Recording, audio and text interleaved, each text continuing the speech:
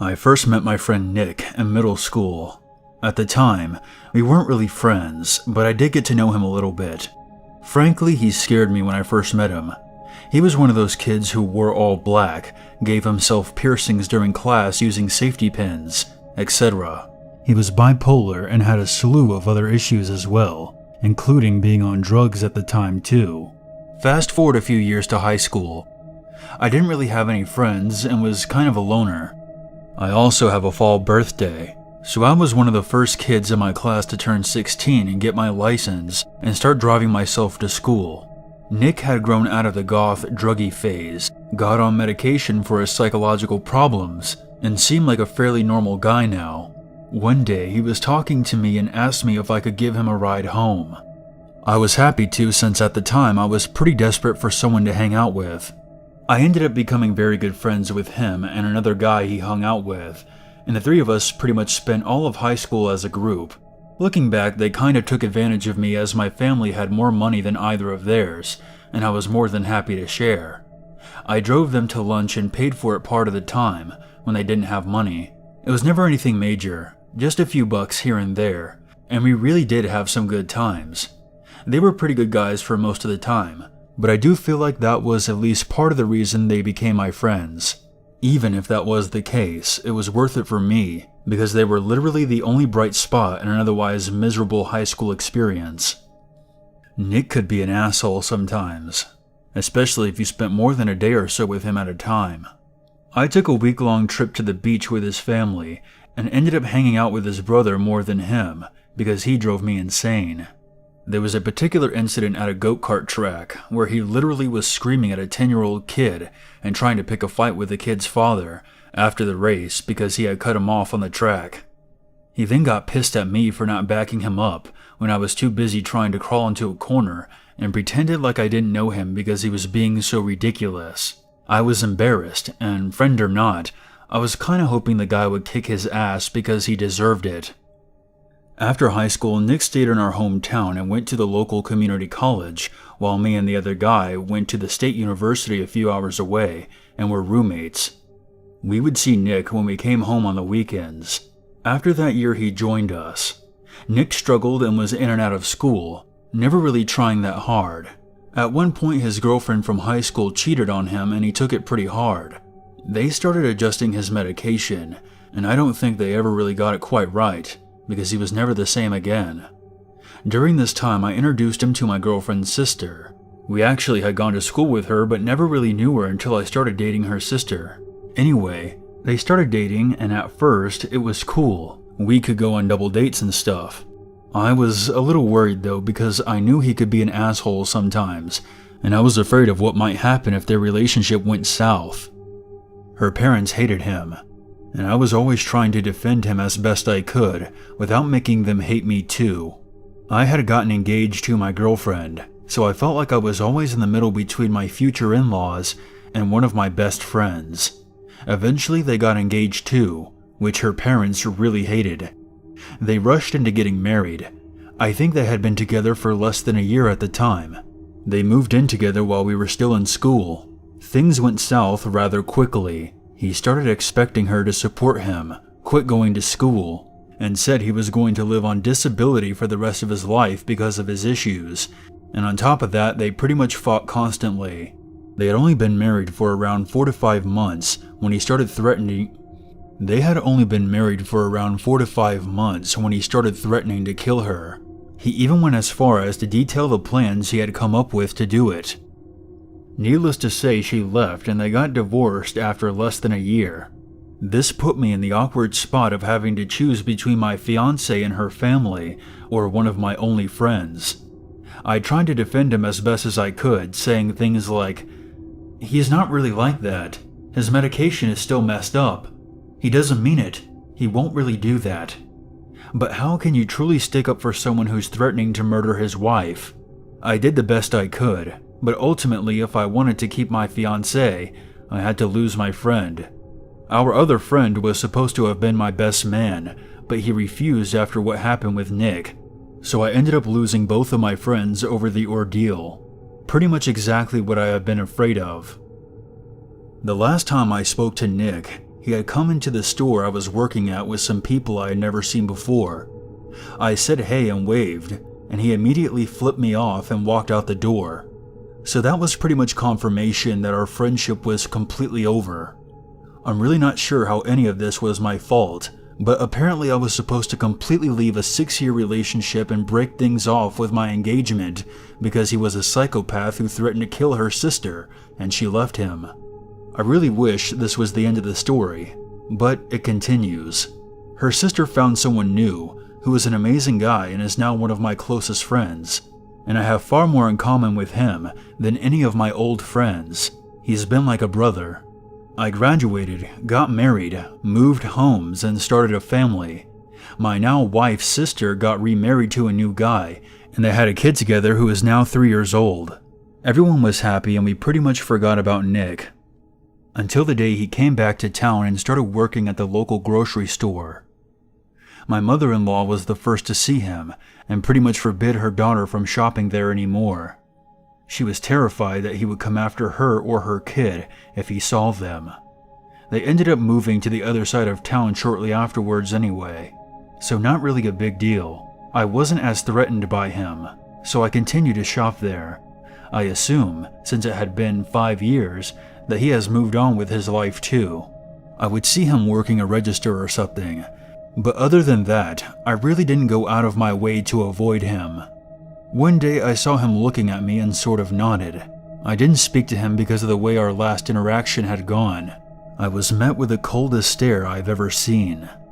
After that, anytime I was in the store, he would be there following me around. It was almost the way a store will have a worker shadow someone they think might be stealing. Whenever I looked up, he would be nearby. When I left the store, he would head outside to bring in carts or something, and watch me until I was in the car leaving. The last time I shopped there, I made the mistake of taking my newborn son. He started fussing, so of course I picked him up, and I tried to calm him down. At that point, Nick walked by and slammed into me, nearly making me drop the baby. He then walked off like nothing happened. I decided that day it would probably be best if I just started shopping at Walmart, and realized that I'd forgotten to sit out the trash to be picked up. It was around 3 a.m. when I went outside to move the cans to the curb. As I walked out of my garage, a large van with blacked out windows suddenly came down the street and just stopped at the end of the driveway. I was nervous since it was 3 a.m. and it clearly was not a neighbor. So I took my time fiddling with the cans beside the house, waiting to see what they were going to do. Eventually, they slowly went down the street and stopped. I put the cans out as fast as I could and went back inside, making sure all the doors were locked. I went to sleep with my gun on the nightstand. It was also around this time my grandmother's house was broken into. Whoever did it knew where everything in her house was, because they didn't rummage through anything. They went straight to where her jewelry was and took most of it, and then they went straight to the closet, where my grandfather's guns were, and took several of them as well. About a week later, they returned and cleaned out what they hadn't taken the first time. We have no proof, so the cops won't do anything. But we're fairly certain it was Nick. He had been to her house before, and I had shown him the guns when we were friends. Since whoever broke in knew exactly what they were looking for and exactly where to find it, that pretty much narrows down the list of suspects. I've seen the van driving around in front of the house late at night several more times since. It's becoming less frequent since I started shopping elsewhere, and thankfully, nothing else has happened. I keep my gun nearby at night now. I'm still hoping that this doesn't escalate again. About 4 years ago, I was a junior at a small college in LA County. Bordering my town was a large cavernous region known as Turnbull Canyon. It's the kind of place that has a healthy amount of creepy folklore surrounding it, with an area emphatically known as Hell's Gates, stories of cultic activity, gang killings, abandoned mental institutions, and the like. The kind of shit you hear about any place old enough to have a reputation. In reality, most of these stories were spurned from a tragedy that occurred years prior. A woman's body had been found at the base of the canyon, and from then on, the rest is history. Nevertheless, when a photographer friend asked me and another buddy to go out to the canyon in order to help him take some photos of the LA skyline, I had to oblige. The canyon is about a 30-minute drive from our campus, and we had been listening to the King of Limbs the entire drive, which proved to be the perfect ambience to get me feeling pretty anxious about our excursion. I should also note that I'm a pretty anxious guy in general, so traveling out to a remote area preceded by its reputation for scary occurrences admittedly had me thinking twice about the decision. At the top of the canyon there is a small residential area, a few ritzy houses surrounded by trees and woods. In order to venture into the canyon itself, you have to follow a main trail with several smaller arteries that split off into other directions, but ultimately culminate after a couple of miles or so at the base of a steep hill, adorned with an old water tower overlooking the city. Anyhow, we parked our car at the top of the canyon road, got out the camera gear, and made our way out to the trailhead, around 1 a.m. at this point. After watching the trail for about 5 minutes, Dave the photographer decided it was time to set up his first shot, while Jeff, our other friend, and I kept watch. Eventually he got the shot he needed, and we continued walking for another 5 minutes or so, before Dave decided to set up his next shot. At this point the trailhead had disappeared behind us completely, and we were a little less than a quarter mile away from the water tower. While setting up the tripod, we noticed the faint glow of headlights off in the distance, which was strange because the trail wasn't meant for cars, nor was it big enough for them to pass through. If I recall, it was only about 5 feet wide, with shrubbery on both sides. This was clearly a bit of a red flag for us, as we were the only people out there. So we immediately packed up our things and ducked off into the brush, waiting for the car to pass on. Eventually an old pickup truck idled to a stop about 50 yards from where we were hiding. The truck itself was old and rickety, sitting on a lifted chassis, the bed of which was missing entirely. Growing up in the country, I knew it was the type of truck typically owned by backwoods folk who lived in the boonies and preferred to be left to their own devices. We watched in agonizing anticipation as the truck just idled in place for several minutes before flooring it down one of the other trails, the roar of the engine echoing throughout the canyon. Clearly we were spooked at this point, the three of us speculating as to our next step. Jeff and I were reluctant to continue, while Dave assured us that it was probably nothing, perhaps just a guy off-roading, as he put it. So with great reluctance, Jeff and I trudged on behind Dave toward the water tower to get his final shots. Nevertheless, I couldn't shake the feeling that something was off about the truck. I mean, I knew plenty of people in high school who would go off-roading for fun in the woods, but never on finicky canyon trails barely wide enough to hike on, let alone drive. It just didn't sit right with me. After walking without interference for about an hour, we finally made it out to the water tower, climbed up to the top, and took in the view of the city. Dave once again started setting up his equipment, while Jeff and I stood on both sides of the water tower, keeping watch just in case the truck came back. There was nothing at this point, nothing. At this point it was around 3 a.m. Dave decides he's got all the shots he needs, so we pack up our equipment and commit to heading out before it gets too late, seeing as how all of us have classes in just a few hours. Just as we were preparing to descend the hill, the truck comes roaring out of the canyon below us, back onto the trail, at which point the driver attempts to climb the hill, revving his engine loudly. Scared shitless, the three of us slid off the side of the hill into the brush, clinging onto plants and rocks. As the truck finally made it atop the hill, slowly driving around the tower, we could see the glow of headlights each time it circled above us.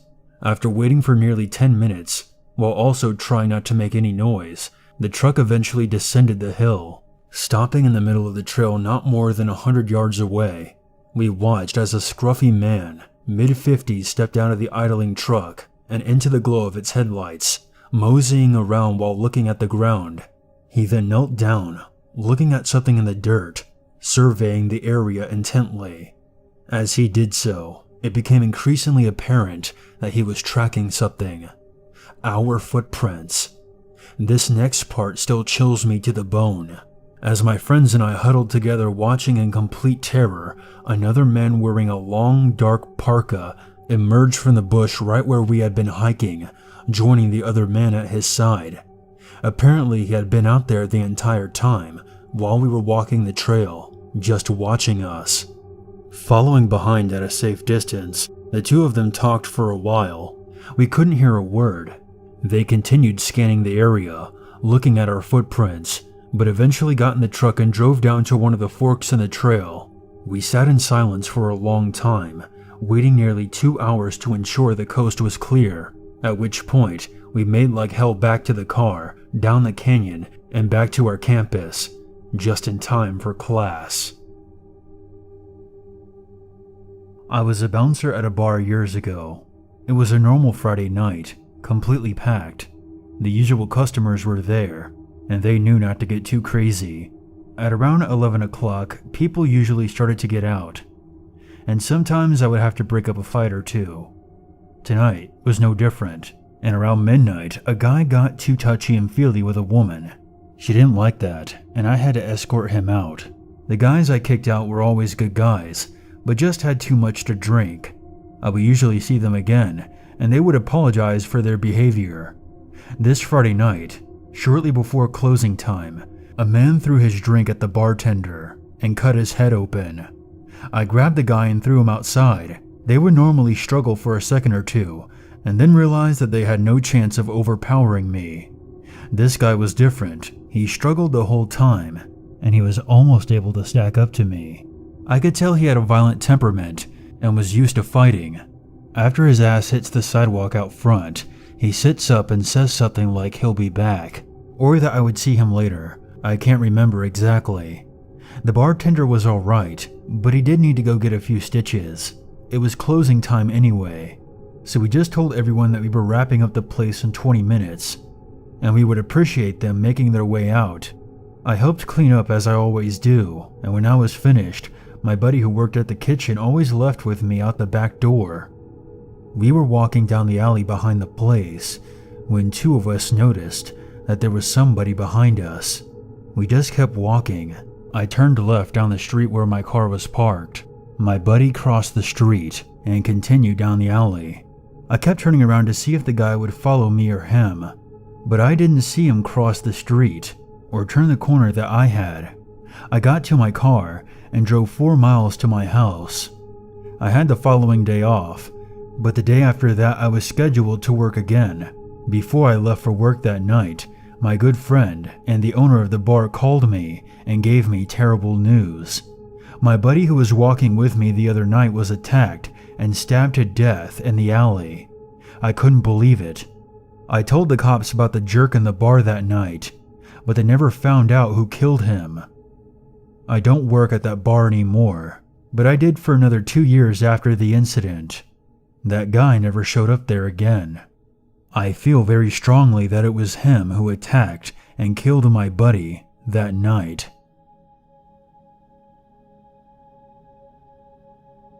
This happened many years ago, probably about 20 years ago actually, when my single father moved myself and my 2 little sisters to a not terrible but not great suburb of Denver, Colorado. The divorce had shattered him and our home. My mother left him for another man, and the burden of raising 3 girls befell him. Skip forward a couple of months. I'm 10, my sisters are 8 and 6. We had grown fairly accustomed to the neighborhood and the close surrounding areas. My dad is working 10 a.m. to 6 p.m. in Denver, where all the best pay is, and the responsibility of my 2 little sisters became mine. I was the eldest after all. We hadn't quite melded with other kids in the area yet, but being the 3 of us, we didn't mind. We were capable of entertaining ourselves.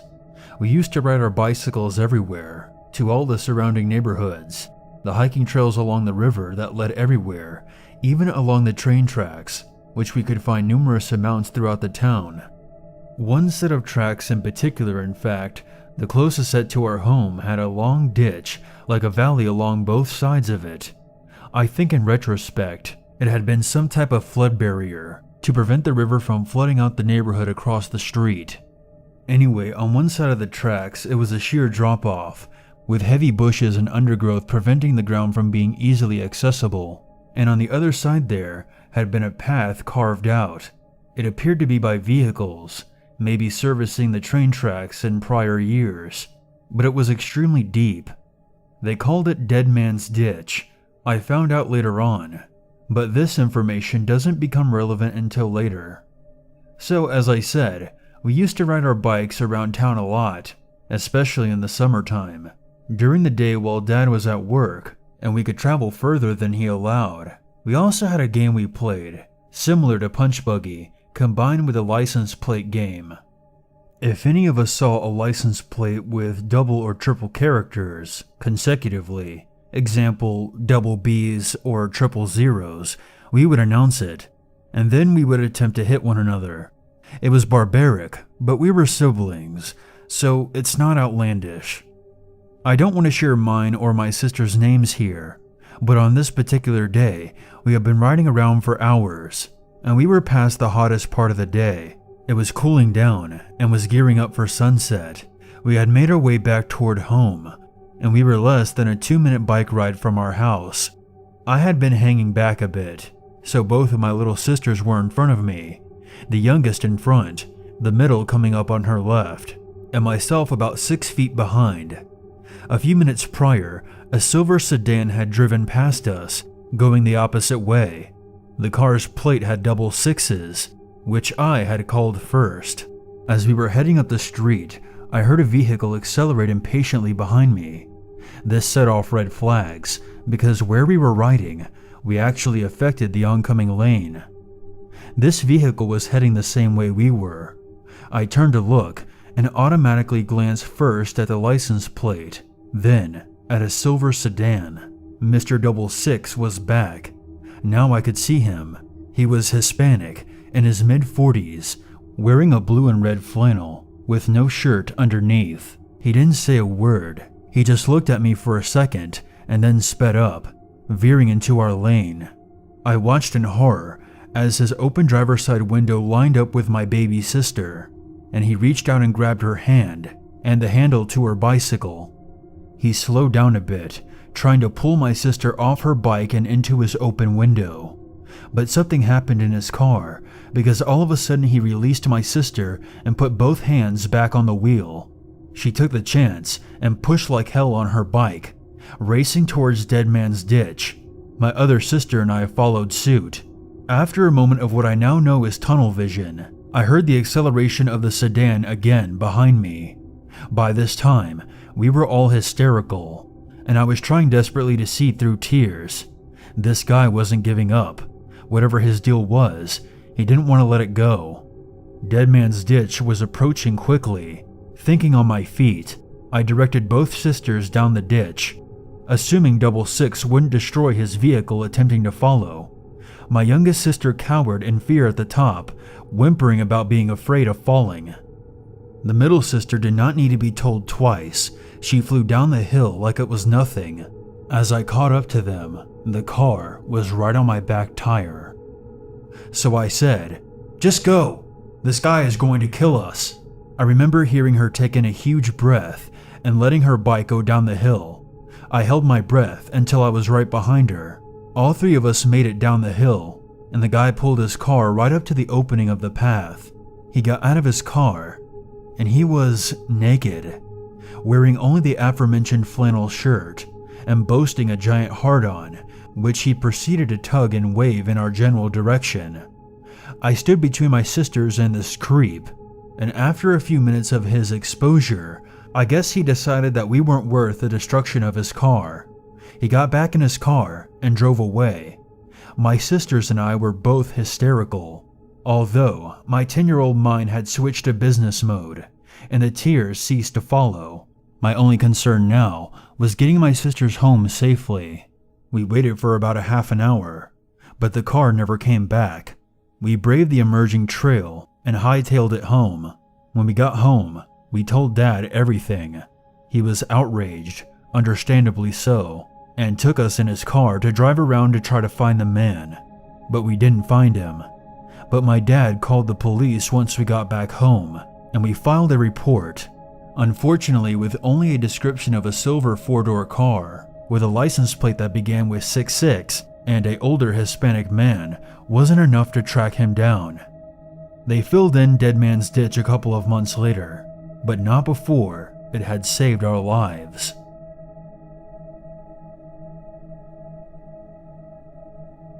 I'm telling this story on behalf of my best friend Tom, who I've known since childhood. He served with the Army for several years in infantry with the 1st Battalion, 75th Ranger Regiment. After he returned home from his combat tour in Afghanistan, he had more than a few stories to tell. I'm immensely sad to say that we lost Tom in a car accident recently. However, this is one story from his time in Afghanistan that I always felt was a good one to share. Tom agreed. He also visited Let's Not Meet occasionally, but never quite found the time to sit down and write about his experiences. There are many stories that will forever remain between me and him, but I know this is one that he's always wanted to share. With that in mind, I'll do my best to pass it along. I want it noted that the details are somewhat hazy, as it's been a long time since his last retelling. In 2013, Tom's unit was deployed to Afghanistan's Kandahar province. He was a private first class at the time, and had been in the Army for a year by the beginning of the tour, with the last several months of that assigned to the 1st Ranger Battalion. He'd gone through immensely difficult training, up to and including jumping out of several airplanes to get to where he was now, and as such was eager to finally do his job. He ultimately participated in 19 combat missions during his 4 months in country, all of them night raids aimed at high-valued targets, local Taliban cell commanders and other persons of interest. You see, the Rangers and other special operation forces specialize in nighttime operations. They train at night and operate frequently under the cover of darkness. The Taliban lacked widespread night vision optics, whereas each individual ranger was equipped with some of the finest NODs money could buy, and the accessories to complement them. With that advantage on top of their large numbers and superior training, it was hard for them not to feel like they owned the night whenever they went out. However, this wasn't always the case. One night, Tom's platoon was tapped for yet another HVT raid. After the typical briefing and preparation process, the 30 or so guys boarded the Canucks and proceeded to the targeted location, disembarking under the cover of darkness to secure the area. Tom was a member of a 2-man machine gun team. His team leader, Corporal Kyle, manned the M240L machine gun. As his assistant gunner, it was Tom's responsibility to carry spare linked ammunition belts, call out fire adjustments, and act as a bodyguard to the corporal and his weapon, should the enemy attempt to flank them. After leaving the chopper, Tom and Kyle moved forward to their designated blocking position, a vantage point in which a fire team can set up and intercept enemy forces attempting to enter or leave the targeted area. The target in this case was a small village, seemingly abandoned and heavily deteriorated, with crumbling masonry and multiple bombed-out huts. The entire place was incredibly unsettling, showing no signs of life other than a single black cat that slinked amongst the shadows of the buildings. The moon was high in the sky at night, bathing the ramshackle collection of seemingly ancient structures in an eerie light. After ensuring the M2 was set up, Tom surveyed the village, focusing on a damaged stone wall less than 50 meters away. There was a hole punched out in the center of it, just large enough for a man to stick his head and shoulders through. He watched the hole intently for almost the entirety of the mission, infrared laser lined up, and M4A1 at the ready, expecting the barrel of an AK-47 to appear at any moment. But it never did. The rifle teams proceeded into the village and searched it from top to bottom, finding no trace of the HVT they were after, or any signs of life at all for that matter. Kyle and Tom relocated to link up with several members of a rifle squad in a large ditch over 100 meters away from the target site.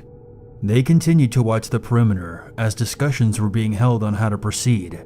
That's when all hell broke loose. One of the platoon's senior sergeants came running over, yelling at Tom and the other rangers to get the fuck out of the ditch. The comms net exploded with orders to fall back to the LZ for immediate exfiltration. Tom and Kyle were beyond confused. Had EOD picked up on something? Maybe they were all standing on top of a buried IED belt, something far from unheard of. The Canucks double-timed it back to their location and landed, allowing all the Rangers to board. After a final head count to ensure no one had been left behind, the helicopters lifted off and returned to the airfield. The mission had lasted less than an hour, seemingly ending as soon as it began, all without a single shot being fired and no contact with the Taliban. Or so Tom thought. After returning to base, the platoon was debriefed, and the reason for the sudden scrub of the mission became very clear. Shortly after Tom and Kyle had posted up in the ditch, signal collection specialists attached to the Rangers had picked up on enemy radio chatter in the vicinity of the assault force. Very clearly and calmly, the Taliban had spoken. "There are 6 men in the ditch. 2 of them are manning the machine gun on the leftmost edge. They are facing the northwest. You can flank them if you follow the brim." They proceeded to list a multitude of details about the assault force and their positions. They were stalking the Rangers, hunting the hunters. Based on the chatter, it was clear that an unknown number of insurgents were setting up for a potentially deadly ambush. Other than the intercepted broadcast, the Rangers had been completely unaware of their presence. None of the men on the ground had seen any indication of enemy activity. The trained canines hadn't picked up on any scent. The drones and Overwatch aircraft circling the area didn't see a damn thing, even with thermal vision.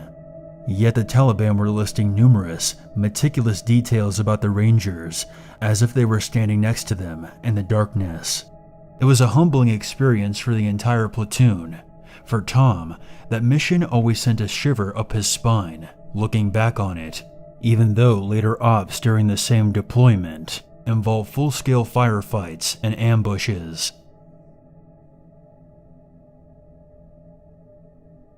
This story takes place 2 years ago, when I was still in primary school.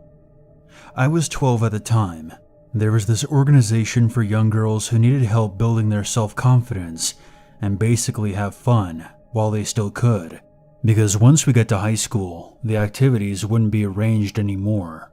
One day there wasn't many girls, so the leaders, we'll call them Lisa and Beth, decided just to bring the class to the playground next to the school, where we went twice a week.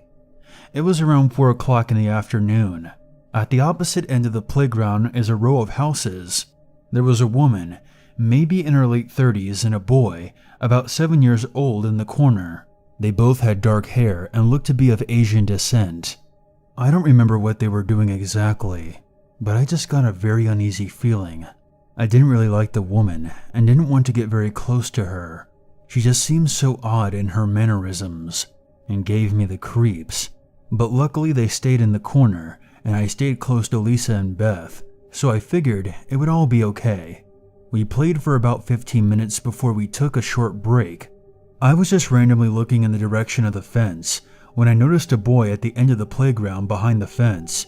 He was about 25 feet from the mother and the other boy. He looked about the same age and had blonde hair. I thought this was odd, as this young child was there all alone. I suddenly noticed the mother walking towards one of the houses on the opposite side of the playground, and I spotted the 2 boys approaching each other. I turned around to tell Lisa about them when suddenly my friend Jody ran past me, crying hysterically. Lisa began to panic at Jody's behavior and asked what was wrong. Before they could get a straight answer out of her, I heard a scuffle and noticed the 2 boys were now locked in a physical altercation. Then I noticed the woman returning from the house, and my blood went ice cold. She was holding a large knife in her hand and was heading directly towards the boys. All the girls in my group ran out of the playground. 2 of them were crying, and I stood paralyzed and shaking, convinced I was going to witness a woman stabbing what appeared to be a 7-year-old boy to death. Beth began moving quickly towards the woman to intercept her, and Lisa went to break up the fighting boys. When Beth asked the woman why she had the knife, she just laughed sarcastically and said something about cutting down some branches to make a treehouse. That made no sense at all because it was in the middle of autumn, so there were branches all over the ground. Lisa called the police, and we were all told to move further away for safety. 10 minutes later, we noticed red and blue lights coming from the distance. I tried confronting Jody, who was still crying, but I was having trouble keeping a brave face myself. After being confronted by Beth, the strange woman had gone back in the house to put the knife away. I guess she got the sense the police were on their way. After the police arrived, she was interviewed, but wasn't taken into custody, probably because there wasn't enough evidence to arrest her. The mother of the second boy eventually arrived and held him tight. I don't know why she left him alone there. I assume he just walked away from her and she lost him. So that's my story. I still don't know what she was planning on doing with that boy who was fighting her son, but with such a large knife, her intentions could not have been good.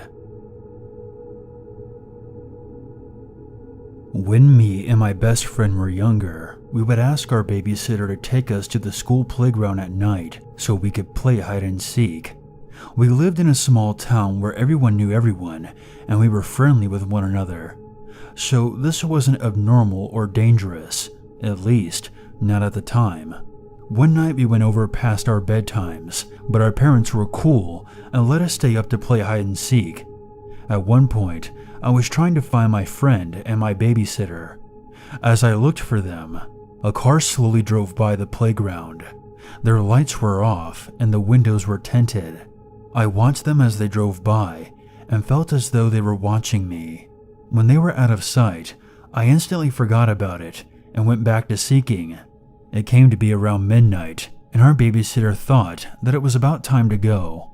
Of course, we begged to stay a little longer, but he said it was late. We started to walk up the hill that was behind the school. We then all heard a car behind us, and we look over to see the same car driving on the grass towards us. My babysitter instantly grabbed both of us and threw us over his shoulders and started running towards the bushes that cut us off from the other street. The car started to speed up, and so did my babysitter. When we got to the bushes, my babysitter forced us through and up a metal fence behind them. I ended up getting cuts everywhere, but worst of all, I cut my leg on the fence and was bleeding badly. I could hear the driver of the car calling out to us, asking in a kind voice, "Where are you?" Then, in a serious and scary voice, "I know you're in there. I'm gonna find you." We ended up getting to a house that had lights on, and our babysitter banged on the door, begging to let us inside and that he had kids and one of them was bleeding. A woman who we knew as Emily opened the door and pretty much dragged us inside and shut the door behind her. Later that night, the police were called, and I was sent to the hospital to get stitches and a shot for the rusty metal I had cut my leg on. It doesn't end there though. Later that week, my dad was watching the news as usual, and a story came up. It showed the playground that we were at a couple of nights ago, and showed two medics rolling a body covered with a white sheet into an ambulance. The girl had been dead for a couple of days, and her body hadn't even been there for very long. The killer was never found, so he could still be out there. Sometimes I wonder if the man in the car did get us. Would we have been in the same situation that girl ended up in, and she would have been watching the news to see our bodies being rolled into an ambulance? It makes me feel guilty, but I will never, and have never, stepped another foot in that playground since. When this happened, I was about 12 or 13. I was staying the night at my friend Rose's house, and her mom left us to care for her little sister while she went out for a few hours. Being the good babysitters we were, we decided to head over to a local park that had a playground, just to hang out for a while and let her sister play. We had been there for about 30 minutes, and we were just hanging out and pushing her little sis on the swings when two guys showed up and sat at a picnic table close to the playground. The first guy looked to be in his teens, probably 5'10", short dark hair, brown eyes, and medium build. But the other guy had to have been in his early 30s.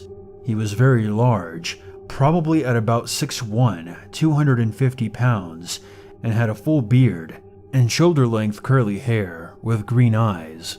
We noticed when they sat down, but didn't really give them a second thought.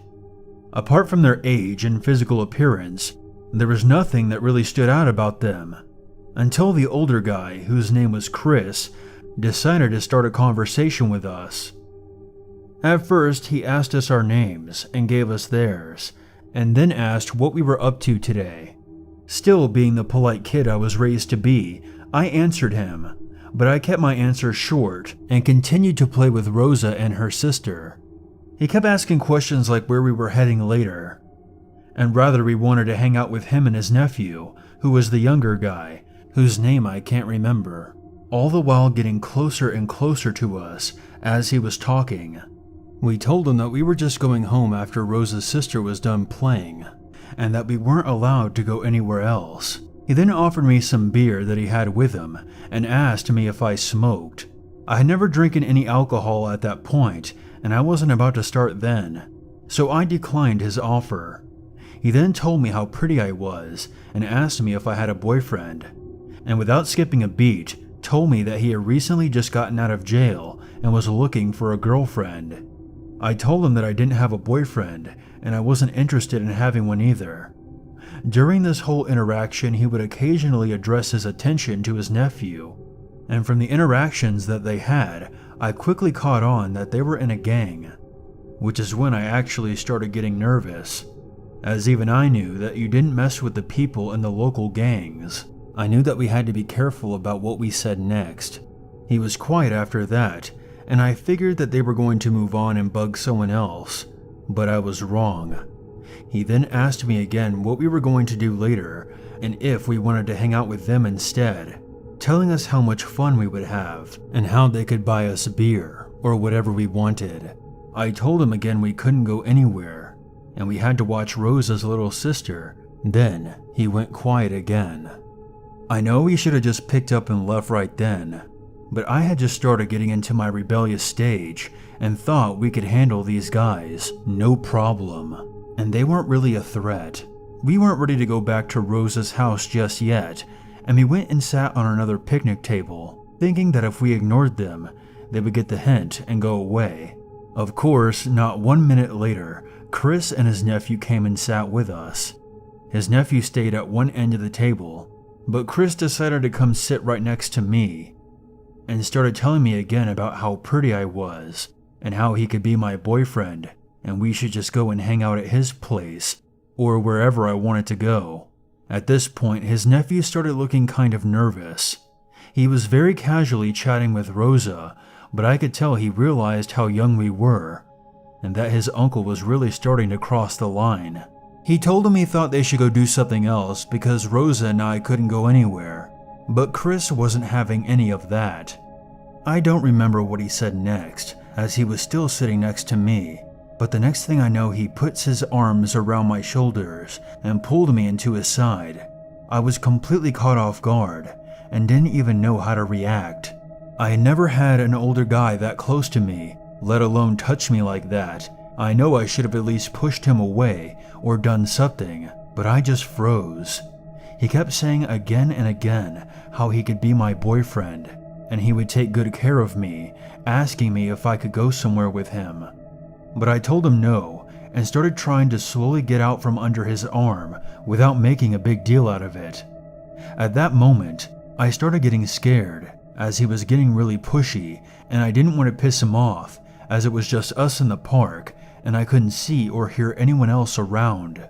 He then pulls me closer to him and this time he kissed me. It wasn't just a quick little peck, it was a forceful, lingering kiss that completely threw me off. My mind started racing. I couldn't believe what just happened, and even Rosa was just sitting there with a look of complete shock on her face. I decided that I had enough of this, and we had to get out of there. I pulled away one last time, and he told me again we should go somewhere to have some fun. He wasn't very creative, and just kept saying the same things over and over again, just wording them slightly different. It was now very obvious what he had on his mind. I told him that it was getting late and we had to get Rosa's little sister home, as her mom was going to be back soon. He didn't seem very happy with hearing that, so I told him that we had to take her sister home, but maybe we could come back and hang out with them some more. It was obvious he didn't want to let me go, but I promised that we would come back. Finally, I guess he either believed me or just decided to let me up, so I could go get Rosa's little sister to carry her home. I had just turned around and was getting ready to tell Rosa that we had to leave now, and suddenly he changed his mind and stood up and came over to me. I had just put Rosa's little sister down for a moment, as she was getting kinda heavy for me, and I knew that we had a ways to walk, so I wanted to give my arms a break for just a second. He took that opportunity to grab me from behind and pull me into him, kinda like a bear hug with his whole body pressed up against mine. A whole flood of emotions ran through me at that moment. Fear, confusion, and still a bit of denial that he would really do something to hurt me. But I knew it was wrong either way, and I needed to get the hell away from him. I was still kinda in a state of shock at the time, but I knew I had to keep my wits about me. I decided to play along and try to work out a way for him to let us leave without making him mad or think I was lying to him. I told him again that we had to go and that Rosa's mom would get mad and come looking for us, but I promised him that we would just drop her sister off and come back. He let me go, but still didn't seem convinced. I told him again as convincingly as I could that we had to take Rosa's sister home and told him just to wait for us there. He seemed to have bought it, so we quickly started walking back to Rosa's house while he and his nephew were sat at the table. As we started walking, I glanced back and saw his nephew trying to get him to leave again. So I thought, great, they're leaving, so there's no way they're gonna see where we're going or follow us. Wrong. Just as I thought they were leaving in the opposite direction, Chris decided to follow us. We had a bit of a head start, but he was a really big guy and was gaining on us quickly. We hurried as fast as we could because we didn't want him to see where she lived, so once we got on her street, we took off running. We finally got back to Rosa's apartment and thought we were in the clear.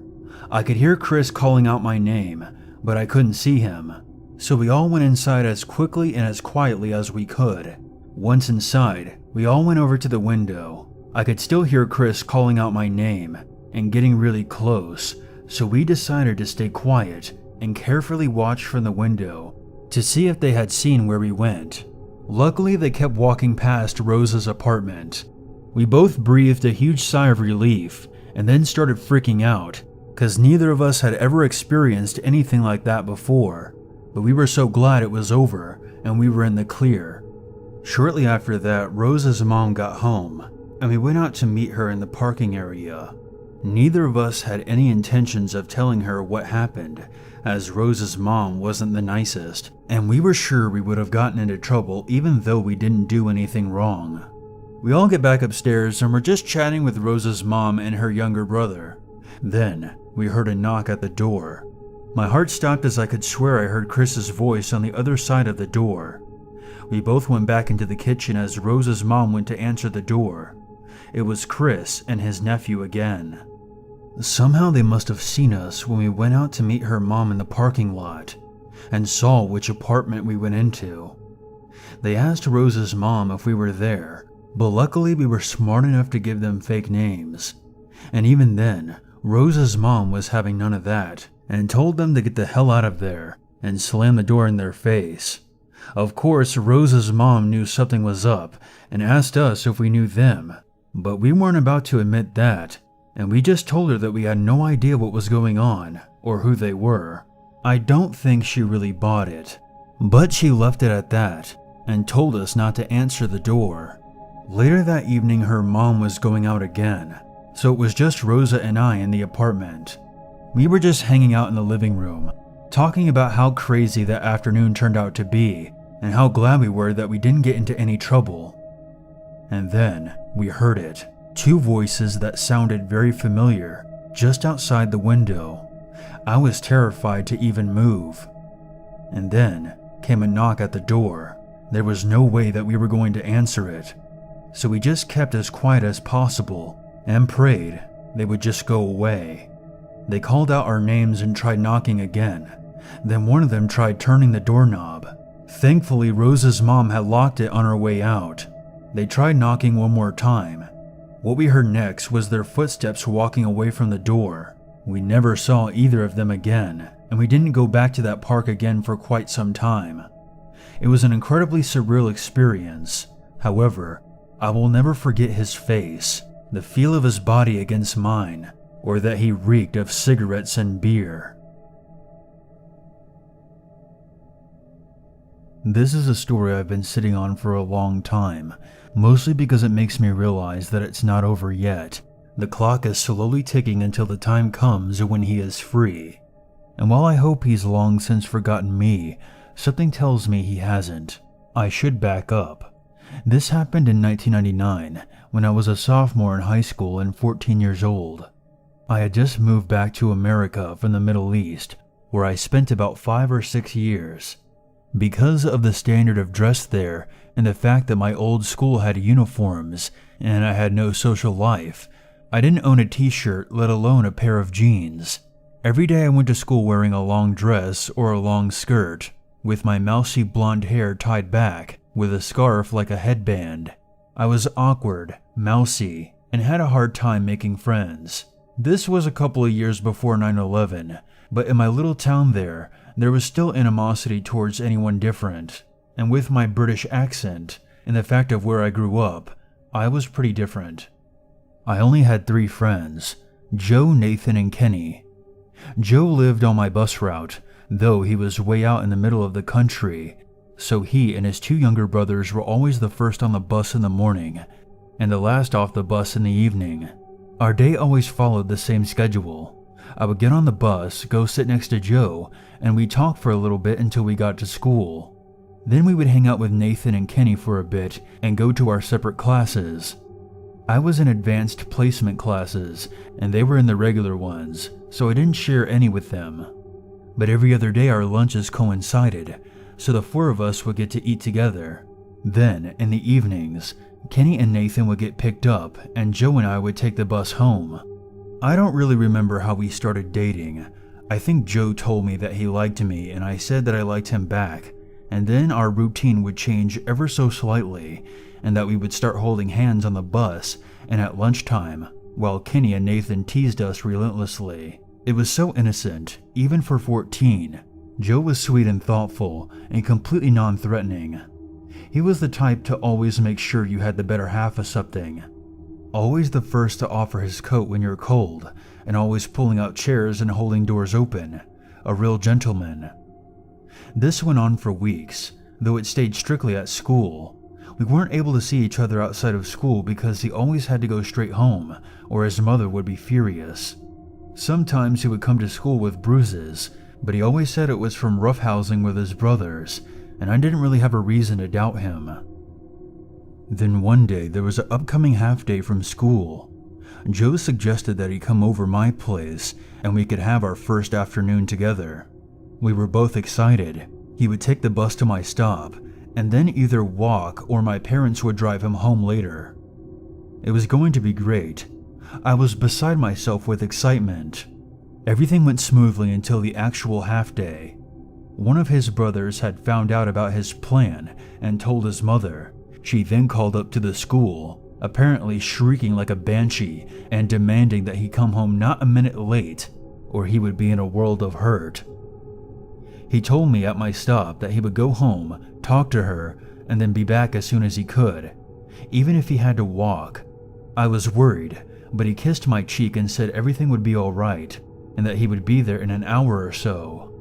So I went inside and waited, and when I finally got tired of waiting inside, I went out with my dog and waited. I thought about calling him, but the one time I tried that before, his mother had spewed a bunch of venom at me for daring to call their house, and the idea made me cringe, so I just waited. Eventually the sun went down, and he never showed up, and never called. I was disappointed, but I decided it was probably for the best, and went about my evening as usual. The next morning, when I got on the bus for school, the bus driver looked at me and suddenly started sobbing. I thought that was odd, but it was kind of a dreary day in general, so maybe I was reading too much into it. I started heading for the back of the school bus and noticed that Joe wasn't there. Neither were his two brothers. That was odd. I was starting to get worried, but I thought that maybe their mother had taken them to school herself that day. The bus route went along as normal for a while, until we came to a heavily forested area, where the driver pulled over. She was shaking and crying, and just not acting like herself. Almost immediately, I looked out the window and see 3 policemen walking up to the bus. Apparently they had pulled up behind her. She talks to them for a moment, and then one of them leads her off. The other takes the wheel, and the third comes and sits by me. Neat, I get to sit next to an officer, I thought. And then I thought that I was in trouble, especially since there were so many other open seats. But he was very nice, and we chatted about school and life until we got to the campus. Then both of the remaining officers followed us inside and went into the office. I went to meet up with the boys where I usually did, but Joe wasn't there either. Neither of them had seen him. We just hoped that he was okay and went about our morning. In first period, I received a page to come to the office immediately. I thought it was about some scholarships I had been working on, but I thought it was weird they pulled me out of class. When I got there, the principal, the counselor, and the police were all there. I suddenly felt like a caged rabbit. And then, they told me what happened. The night before, when Joe got home, he had told his mother that he was coming to see me, and that was final. Obviously, they argued about it. She grounded him, and it came to blows.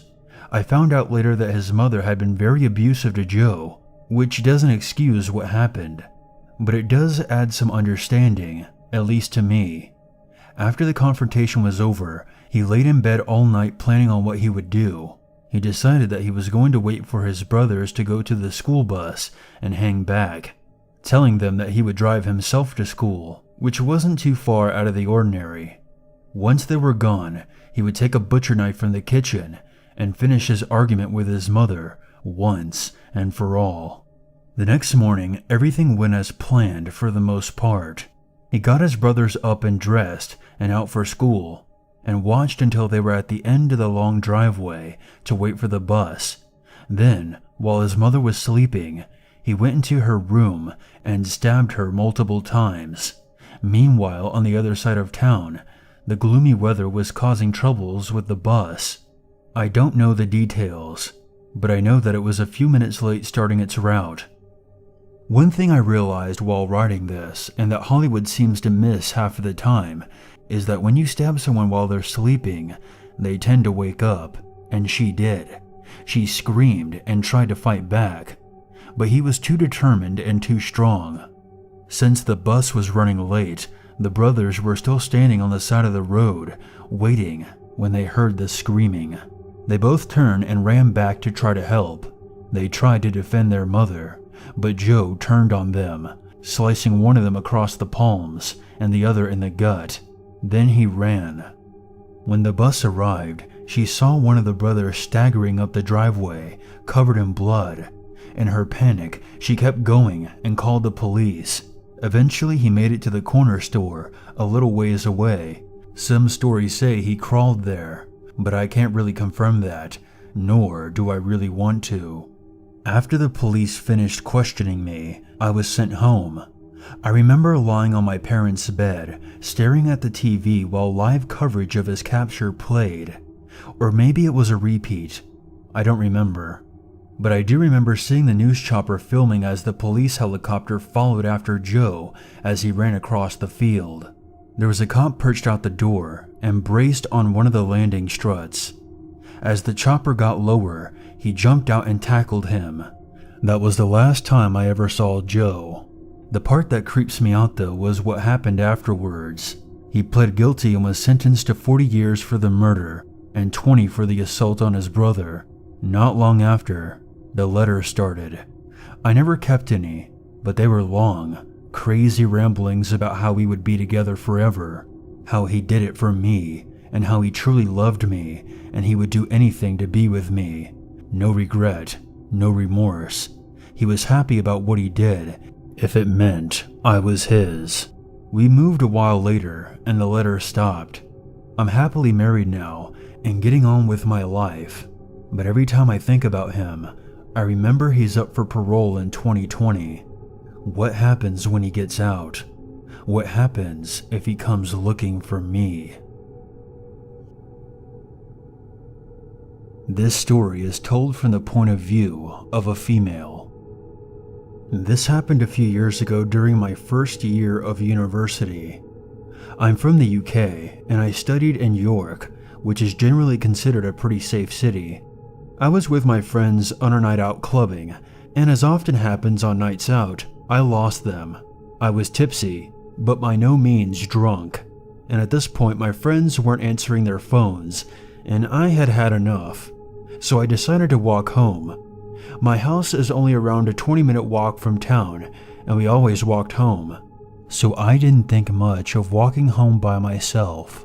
When I start walking, this guy starts walking next to me. He was Asian, maybe around 24, so not too much older than me.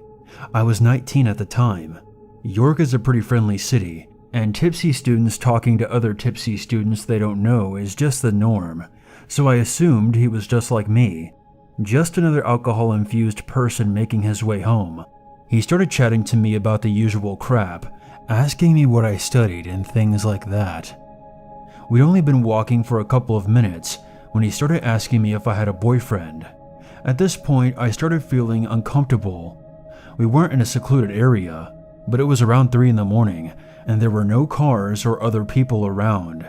My mind didn't instantly label him as some crazed serial killer, but a boy just trying his luck, which again, is pretty common when you're a student.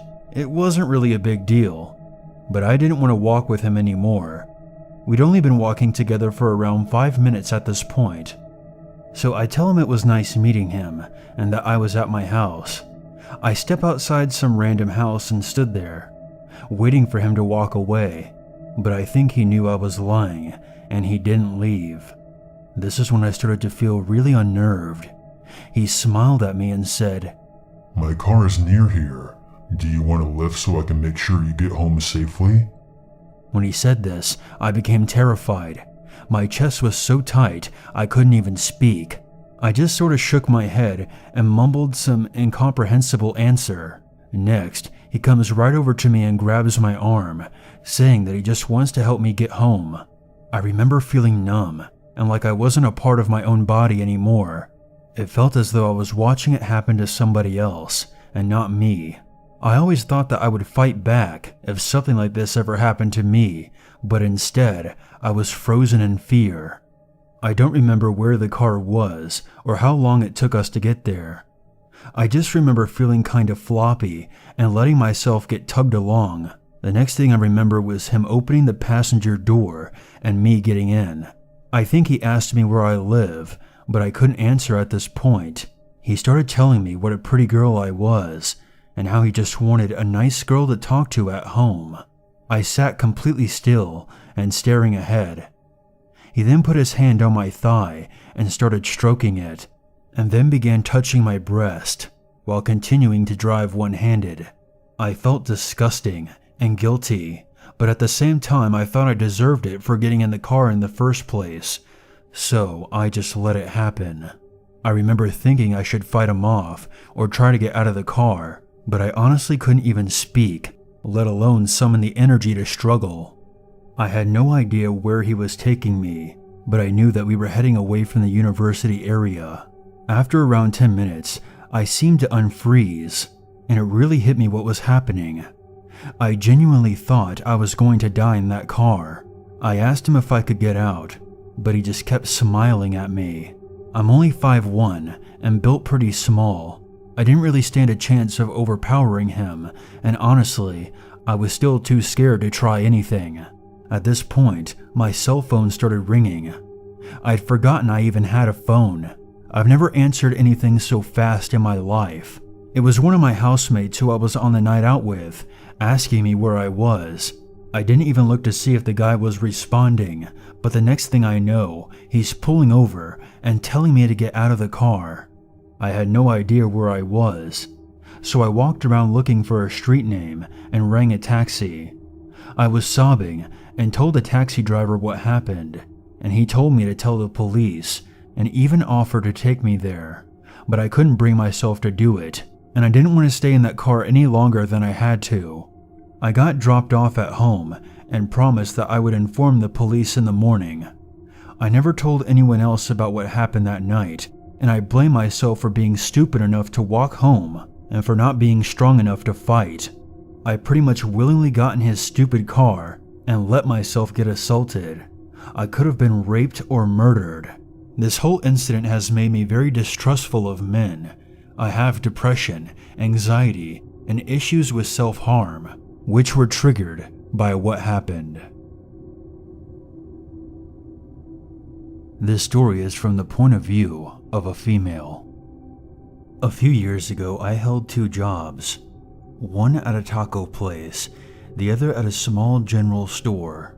The taco place was always busy. We were separated from the customers by a counter, which was about elbow height.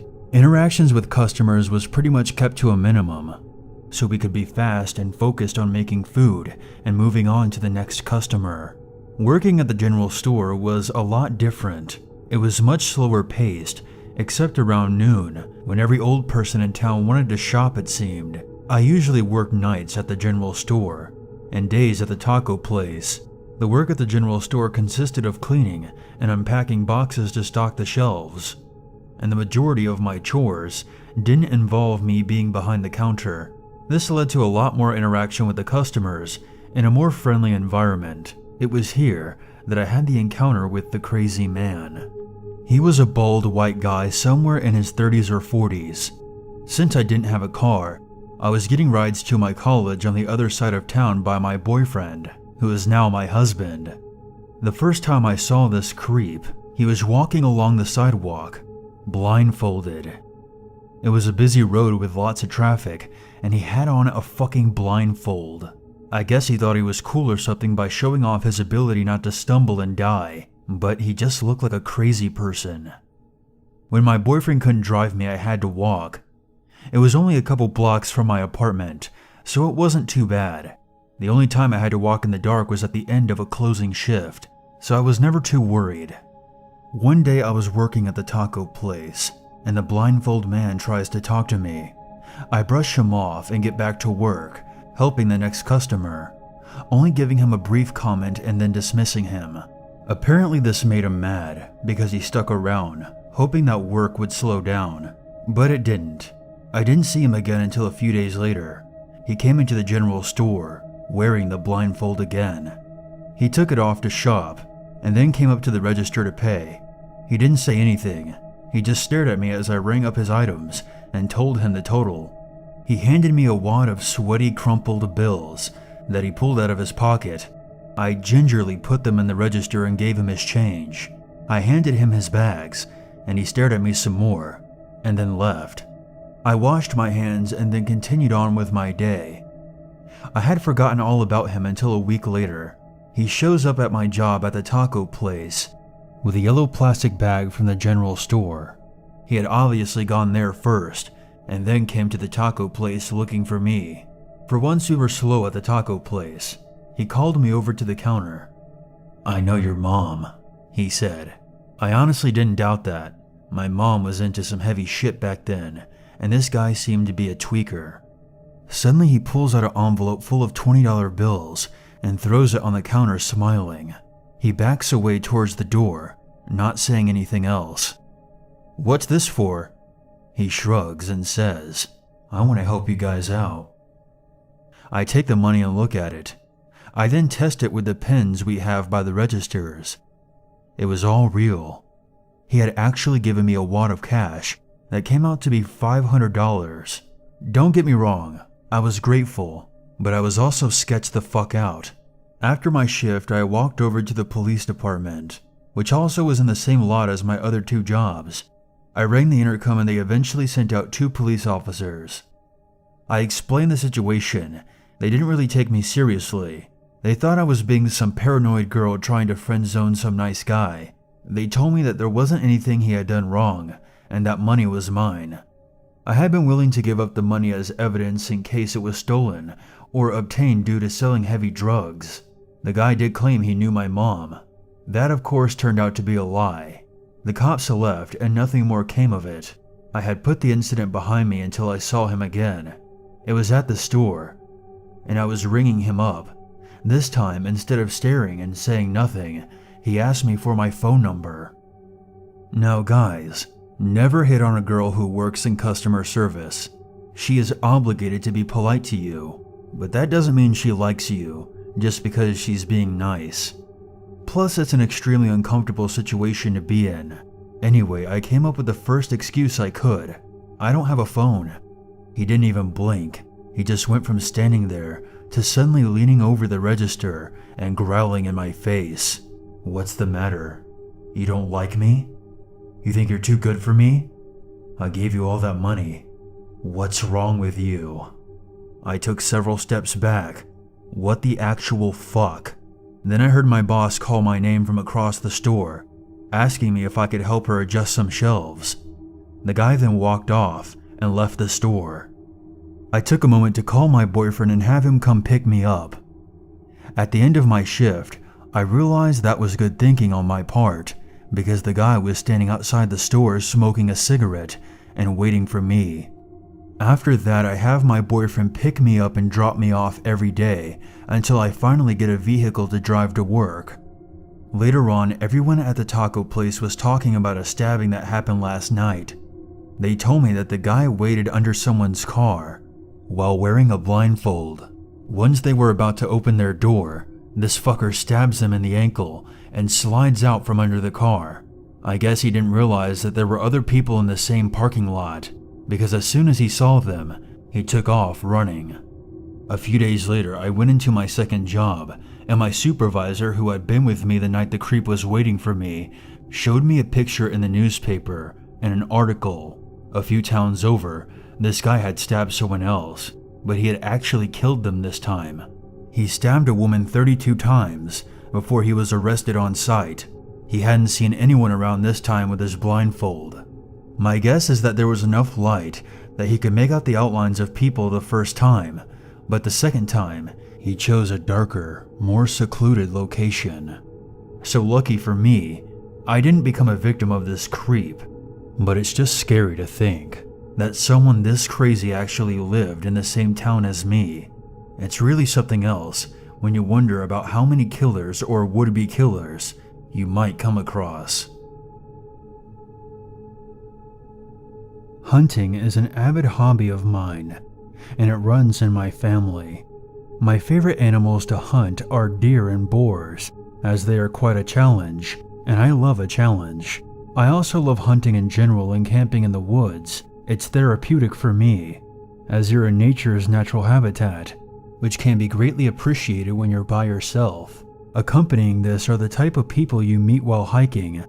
I've met people who have shared their food and campfire with me, but most of the time it's your animal friends who accompany you. I wish this story was all about that, but things took a turn for the worst. I had recently completed an assignment which I would describe as long-winded and quite boring, even though it was my favorite topic, human biology.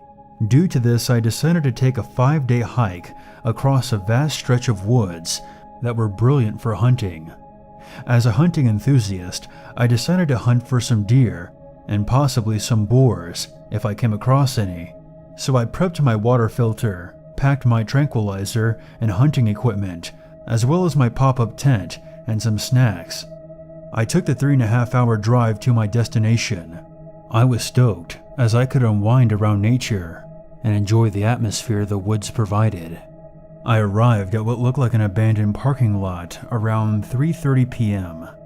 All of the bays were empty, and the ranger's office looked as if it had been unoccupied for years. I brushed it off, parked, and began my hike. The place gave me a very uneasy vibe, as if the woods beyond the ranger station were kind of sinister. I can't really describe what gave me this uneasiness. but I honestly just chalked it up to the place being abandoned and creepy. Either way, I headed out onto the path and began scouting the area for animals. These woods were quite exquisite. The sun was shining through the trees, and the animals were up and active. I came across a few deer, but no boars unfortunately. Fast forward to 8:30 p.m. It was uneventful, and it was getting pretty dark. Now I need to add that I'm quite a paranoid guy, as I was robbed at the age of 15, and even though all was okay in the end, that paranoia of something or someone lurking in the shadows stayed with me in the back of my mind, and especially makes itself known when I'm out alone at night. Anyway, I whipped up a fire, cooked up some marshmallows, and warmed up some beans, minding my own business. After this, I decided to go on a late night hunt, as I did a 2-week course on how to hunt prey in the woods when it's dark, and I think it really paid off. 15 minutes later, I put the fire out as I prepared to leave, but then my blood ran as cold as ice, and my hands started to shake when I saw the silhouette of a person about 100 meters away from me. It was unexpected, so I internally freaked the fuck out. As well as this, I noticed a knife in their left hand, and it looked like they were crouching and stalking something, as they had their knife at the ready. I believe it was a man about 6 foot tall, and his back was facing me, so I believed that he didn't notice I was there. After shitting bricks while watching this man for about 5 minutes, he disappeared into the inky night. I got over it pretty quickly. I figured it was just another hunter like myself. I honestly wished that was the case. Fast forward about an hour. It's around 9:45 p.m. and I'm feeling confident enough to go back out and into the black wilderness and catch a deer or two, or maybe even a boar. I pinpointed where my tent was on the map and went on my way with my hunting equipment. 10 minutes later, I'm practically in no man's land. Everywhere around me was pitch black, but I knew what I was doing. I was stalking a deer, which had noticed me and was about 50 meters in front of me, just wandering around. I grabbed my tranquilizer and placed the deer in my sights. That's when I heard a twig snap. My eyes darted. My legs turned into jelly, and I jerked my neck towards the source of the noise. There was a fucking silhouette that appeared out of a tree to the left of me, about 50 yards away, and just watched me. Not the deer, but me.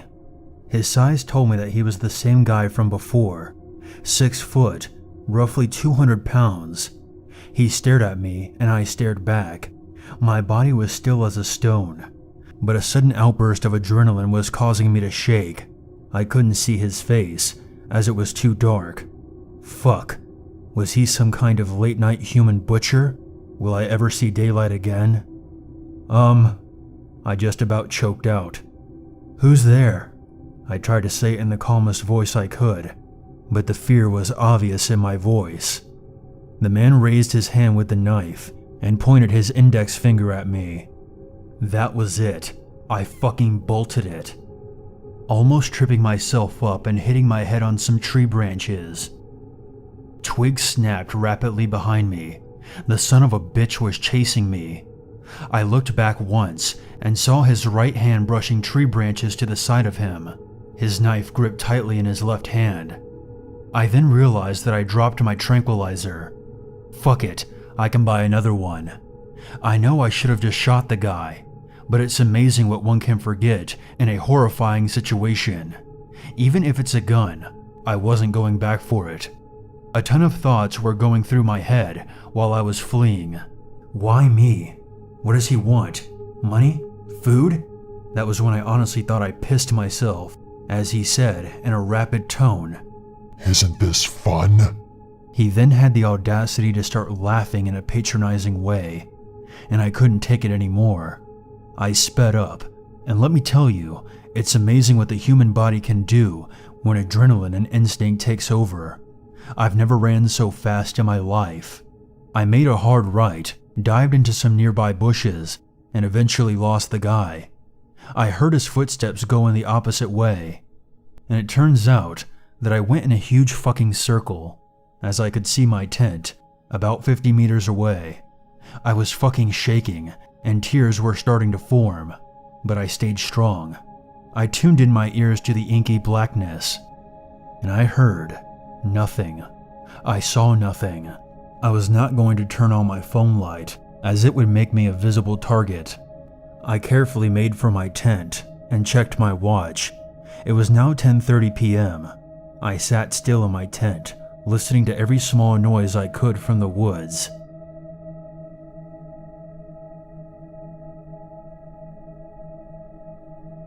I held my breath as I heard a twig snap behind me, and with that, it was accompanied by a low, sinister voice. You think you could run? I win. With that, my tent was sliced open and the fucker popped his head in. He was fucking licking his lips and his eyes were wide open and locked with mine. You lose, he screamed as he pulled out his knife. Fighting was not my strong point, but going to the gym made me a pretty able guy. So as he tried to stab me, I grabbed both of his arms and fended off him plunging the blade into my torso. I tried to disarm the fucker, and he laughed during the process. I thought he was trying to intimidate me. However, I was ready to kill him to defend myself. I restrained his left wrist, but his knife was inches away from going into my foot, so I stepped onto his right hand and pulled back on his left wrist. Then, snap. His left wrist was broke. He let out a blood-chilling scream. I now had the upper hand, and I took advantage of it. I got the knife from his shattered hand and gave him a taste of his own medicine. I sunk the knife deep into his right hand, and he screamed. I landed a few punches, and I think I broke his nose. I grabbed my arm in pain as he fought back and bent it in an awkward position, but I honestly couldn't afford to care about my injuries. He tried to kick me, but I punched him in the face until he was unconscious. I then checked my phone. No service. I picked up the fucker into a fireman's lift, and I remembered my way to the ranger's office, as it was exactly west from my tent. After an hour of struggling with a potential killer on my shoulders, I found the ranger station, and to my surprise, a young man, around 20 years old, was there. I collapsed onto my knees and I explained the situation. And as it turns out, the guy had slashed my left bicep, but the adrenaline numbed me to the pain. The ranger called for backup. I don't know how long it took. I left my belongings. I was not going back up there to retrieve them. The ranger offered to drive me to the nearest hospital in my car, and I did. I took him up on his offer. The Night Stalker was taken away, semi-unconscious. The next day I woke up on a hospital bed to an officer sitting next to it, and what he said next was burned into my memory, never to be erased. When I first saw the killer, his back was towards me, knife in his left hand, and was crouching as I mentioned earlier. It turns out he was stalking another hiker, who he brutally murdered and mutilated. They found chloroform at the scene, hence me not hearing any screams or cries for help. I vowed from then onwards to never go hunting by myself again. The next time I went hunting was 6 months after this incident, with 4 other friends. Although the woods can have a beautiful atmosphere, never judge a book by its cover, as the tables can turn within the blink of an eye. For all of you going camping and hunting, stay safe, and remember, don't think these things can't happen to you. This did not happen to me, but to my boyfriend a few years back, and I decided to share his experience. We used to live in a small farm town, where the largest store to visit was Walmart, so often we would want to buy clothes and other things like that. We had to drive an hour to a larger city, where there were malls and other options. One day my boyfriend, we'll call him Carl, and his friend Edgar, and Edgar's little brother Fabio decided to head out to the city and go to the mall to buy some clothes. They decided to head out around 6 and jumped in Edgar's car and began the drive. Not even 30 minutes into the drive, the car starts to make a weird noise and started to smoke, so Edgar pulled the car over to see what was going on. Now keep in mind that this road is completely isolated. and only has one gas station near the entrance of our town. But other than that, it's just empty countryside. After checking the car, they decided there was nothing they could do about it and would have to call for help. Now at the time, none of these guys had phones, so that meant hiking back up the road to the gas station, which would take about an hour or more to get to. Edgar tells his little brother just to stay behind and wait in the car while they went to the gas station. His brother was only 12 years old, so probably not the smartest idea for him, but I guess in their minds it was okay. Anyways, Carl and Edgar began the hike up the road and decided that if they cut across some fields, they would reach the gas station in half the time. And after quite a bit of walking, they arrived at the gas station and used the phone to call Edgar's dad. Of course, his dad was angry that the car was in bad shape, but was even more pissed that Edgar had left his little brother all alone. He told him and Carl to head back to the car and he would drive down the road and meet them there after work. So they hung up, thanked the guy at the counter, and head out on the long walk back to the car. By this point, it was dark, and when they arrived, they were exhausted and just ready to go home. They walked up to the car to get in, and then noticed that Fabio was gone, and the front window had been smashed open, and glass was everywhere. Carl and Edgar both began to freak out and yell for his brother while looking around the area to see if anyone was nearby. The two of them both began to freak out and yell for his brother while looking around the area to see if he was anywhere nearby. They decided to turn on the car so that the headlights would illuminate the street and hopefully help them look to see if they could find his little brother or what may have caused the damage. They soon heard the sound of a car coming up and turned around to see Edgar's dad pulling on the side of the road beside their car. Once he found out that Fabio was missing, he began to freak out as well. They were so busy being frantic that they didn't notice someone was walking towards them from the direction Edgar's dad had just come from. It was Fabio. He was confused and wondering why everyone was yelling, and they explained because they thought he had been kidnapped. Fabio was surprised to see the window was broken since the car had been in perfect condition when he had headed to the gas station to get something to eat. Edgar and Carl then realized that that was why they never encountered him, since he had taken the main road. Things quieted down as the guys started to inspect the engine. It was only then that they began hearing a rustling noise. Everyone went quiet and listened. Edgar's dad yelled for whoever it was to come out. He grabbed the tire iron and handed Carl and Edgar two other random tools to hold on to as he walked towards the brush. It was then that a stranger emerged from the leaves. He was tall and skinny, and by what Carl told me, he looked to be strung out on some type of drug, with bloodshot eyes, and his movements were just off. Edgar's dad asked him what he was doing out there, to which he replied, "Out for a walk." Edgar headed over to the stranger and started yelling at him for breaking into his car. The guy became very defensive and started yelling back about how he didn't do it. At this point, Carl was still across the street with Fabio when he noticed more movement in the brush. And as he looked closer, he noticed that there was another guy and girl trying to sneak behind Edgar and his dad. It looked like the girl was carrying a large bag and the guy a long pipe. Carl cried out to Edgar and his dad, and they quickly turned around to see the two people just crouching down behind them. Carl said he wasn't quite sure what happened. Next, since it happened so fast, but a fight broke out between everyone.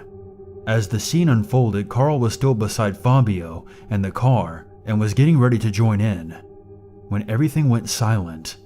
It was then they noticed that Edgar had a gun pointed at his face from the drugged out guy who was just shaking and stammering that they would shoot them. He kept pointing the gun first at Edgar's face, then his dad, and then back again. He told them that they would let them go and not follow them, or else he would shoot the both of them in the head. He and the two others walked across the street and into the field, disappearing into the darkness. Edgar and his dad were bloody from the scuffle and told Carl and Fabio to get into his car and that they would come back tomorrow to fix the engine. Everyone piled into his car and they took off. Carl said that the car ride home was silent. Now I asked him if Edgar's dad ever called the cops, and he said to his knowledge they never did. Carl was dropped off at his house around 1 a.m. and called me right after that. I remember thinking how close he had been to never coming home. Carl thinks back to that day sometimes and thinks about how lucky he is to have survived. That year there were a lot of car break-ins, and we all wondered if it was the same group of people. I guess we'll never know.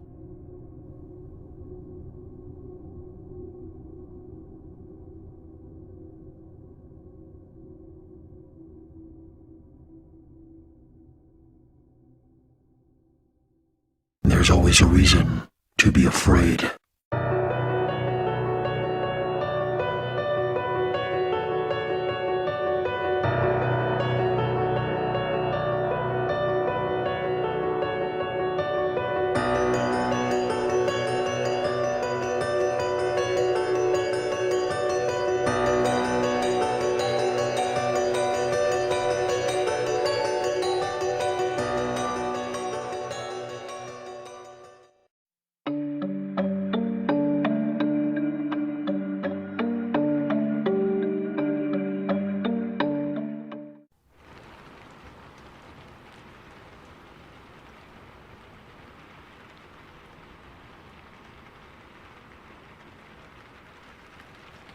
I'm not saying we have a ghost, spook, or spirit, but something phenomenological is definitely happening in our home.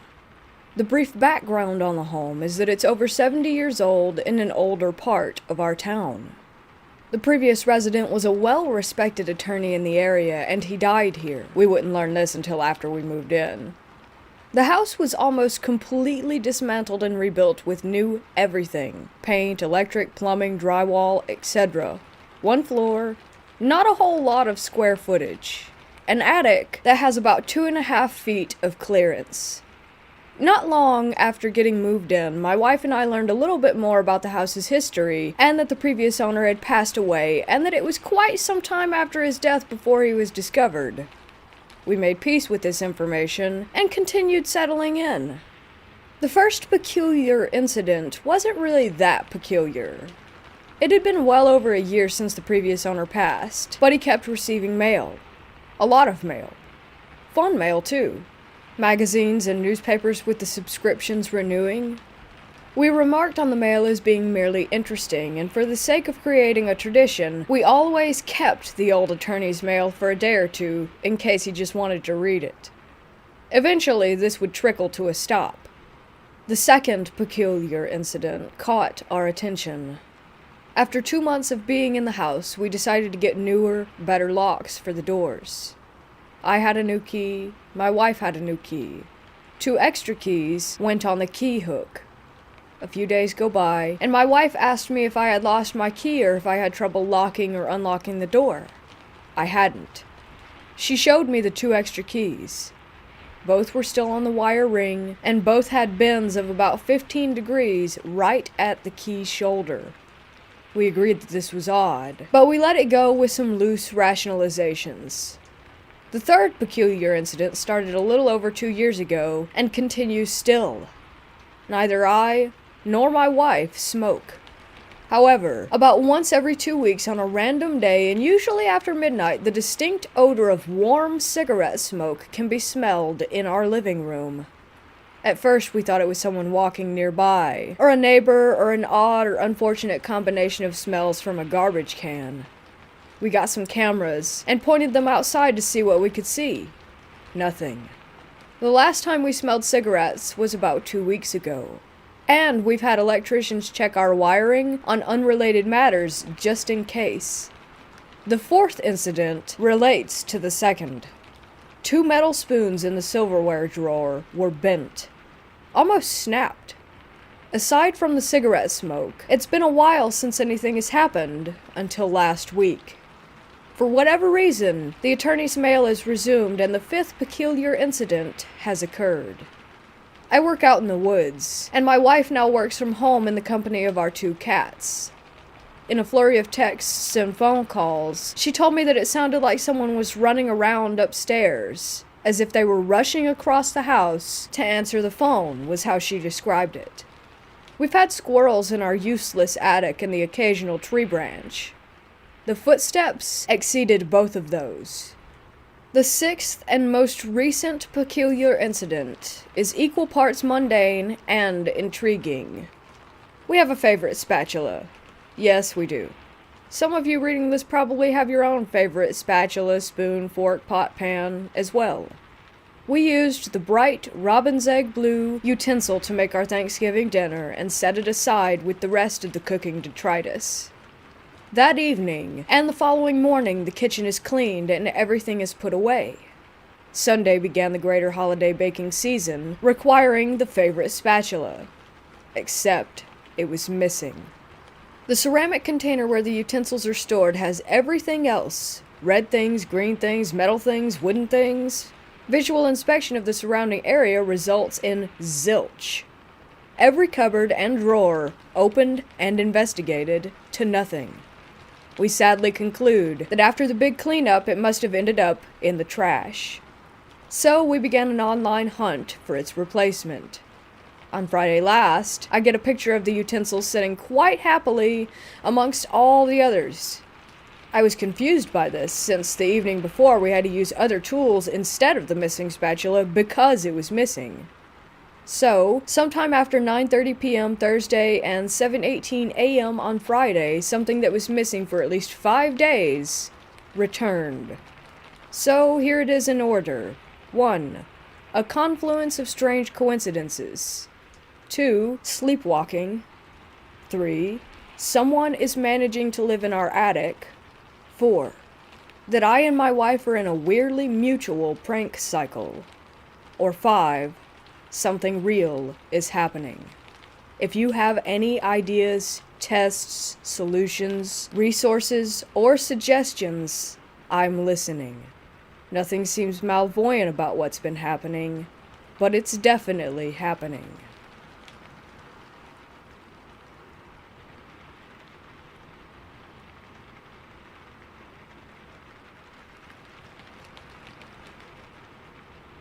I have an attic in my house, and ever since I was young, I hated going up there. It was dark, because there was no light, and it was always absolutely freezing. It had a really bad energy, and my anxiety would skyrocket whenever I had to go up there with my dad. It felt like someone had set a timer, and time was running out, if that makes sense. It was like I had to get out of there ASAP, or something would happen. In 2016, my parents decided to convert the attic and make it into their bedroom. After this happened, I noticed a lot of unexplainable events. One day, I was off from school and I was home alone.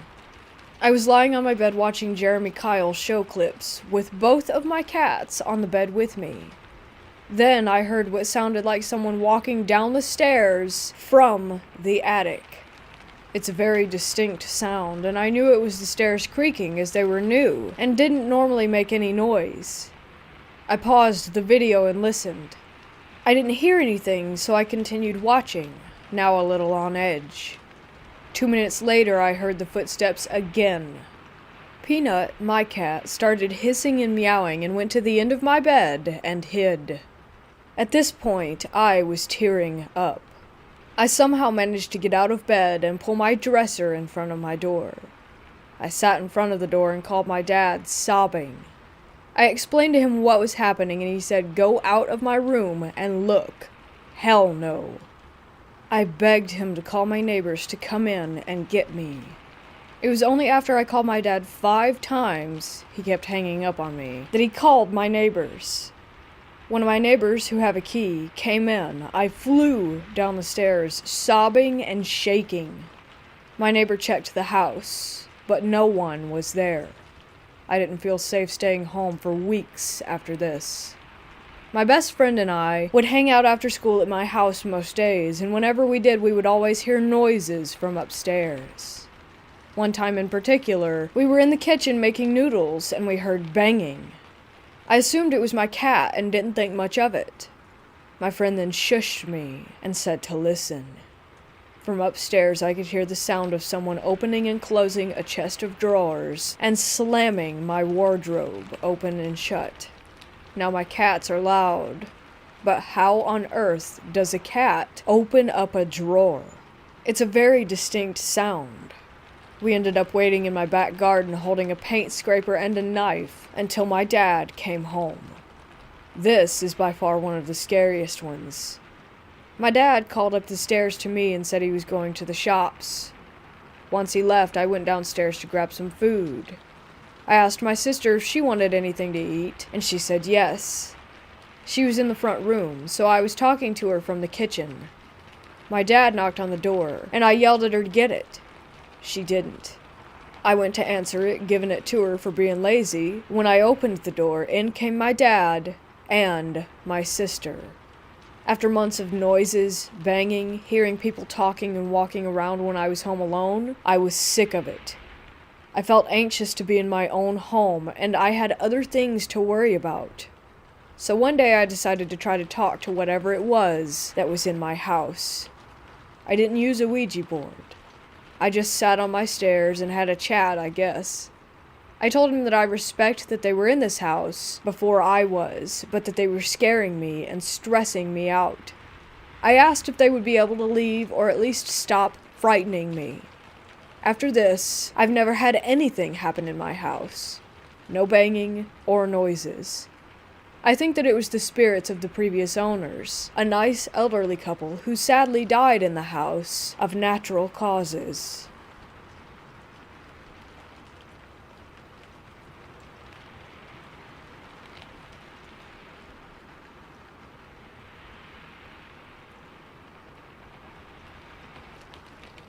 I will preface this by saying that I think I'm silly to believe in ghosts, and I get embarrassed to speak about it.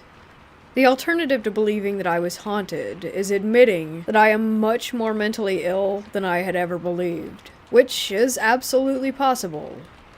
This took place over a few years in a farmhouse in the desert of Arizona. It was newly developed land. We moved into the place when I was 15. At the time, I was going through a lot emotionally and smoking a lot of weed. That might explain some of my personal experiences, so I'll try not to dwell on them too much. The house was set up almost plantation style. It was very wide, had a big wraparound porch, and lots of awkward corners. The front room was a tall library with an open balcony to the upstairs, which ran into long, skinny bedrooms. My parents' room was closest to the stairs and was attached to a nursery with a sliding ensuite door. My brother's rooms, who were 2 years younger than me, and my room were at the end of a dark hallway. That side of the house never got sun, so it had bad vibes all around. Downstairs, there was a messed up Harry Potter-style closet, a sunken-in living room, a kitchen in the center of the house, and a sunken playroom for the baby. It honestly started the first day that we moved in. My brother and I were the only ones in the house, and we were unboxing plates. It was so empty that everything in there echoed. I swear it sounded like a little girl laughed, like a creepy track that you could get off of an app or something. Keep in mind, the TVs were not plugged in. We were on an acre of land, far away from the dirt road, and my brother was way too stupid to pull a prank like that. I started hearing voices at night. This wasn't unusual. I honestly used to freak myself out so badly that I think I made noises up to scare myself. My parents had raised me not to talk about things scaring me, to tough it out and be a big girl. It was fine most of the time during the day. Everything bad came at night. I remember distinctly when it started messing with me in bed. In solidarity, my brother and I kept our bedroom doors open for the hallway's nightlight, and in case we needed to call for each other. We had a pretty messed up childhood that might have contributed to all the codependency I'll describe during this. I was falling asleep, but not quite out. I felt the blanket slipping off the bed and reached down to grab it. This was common. I didn't have a bed frame with a foot. It kept slipping no matter how I tried to tuck it. In classic horror movie fashion, the last time I pulled it, I felt tension. There was nothing it could have been caught on. I felt like the second I went from confused to terrified, it bounced back to me. I don't know how to explain this that well, but I was certain that someone was under the bed pulling it away from me.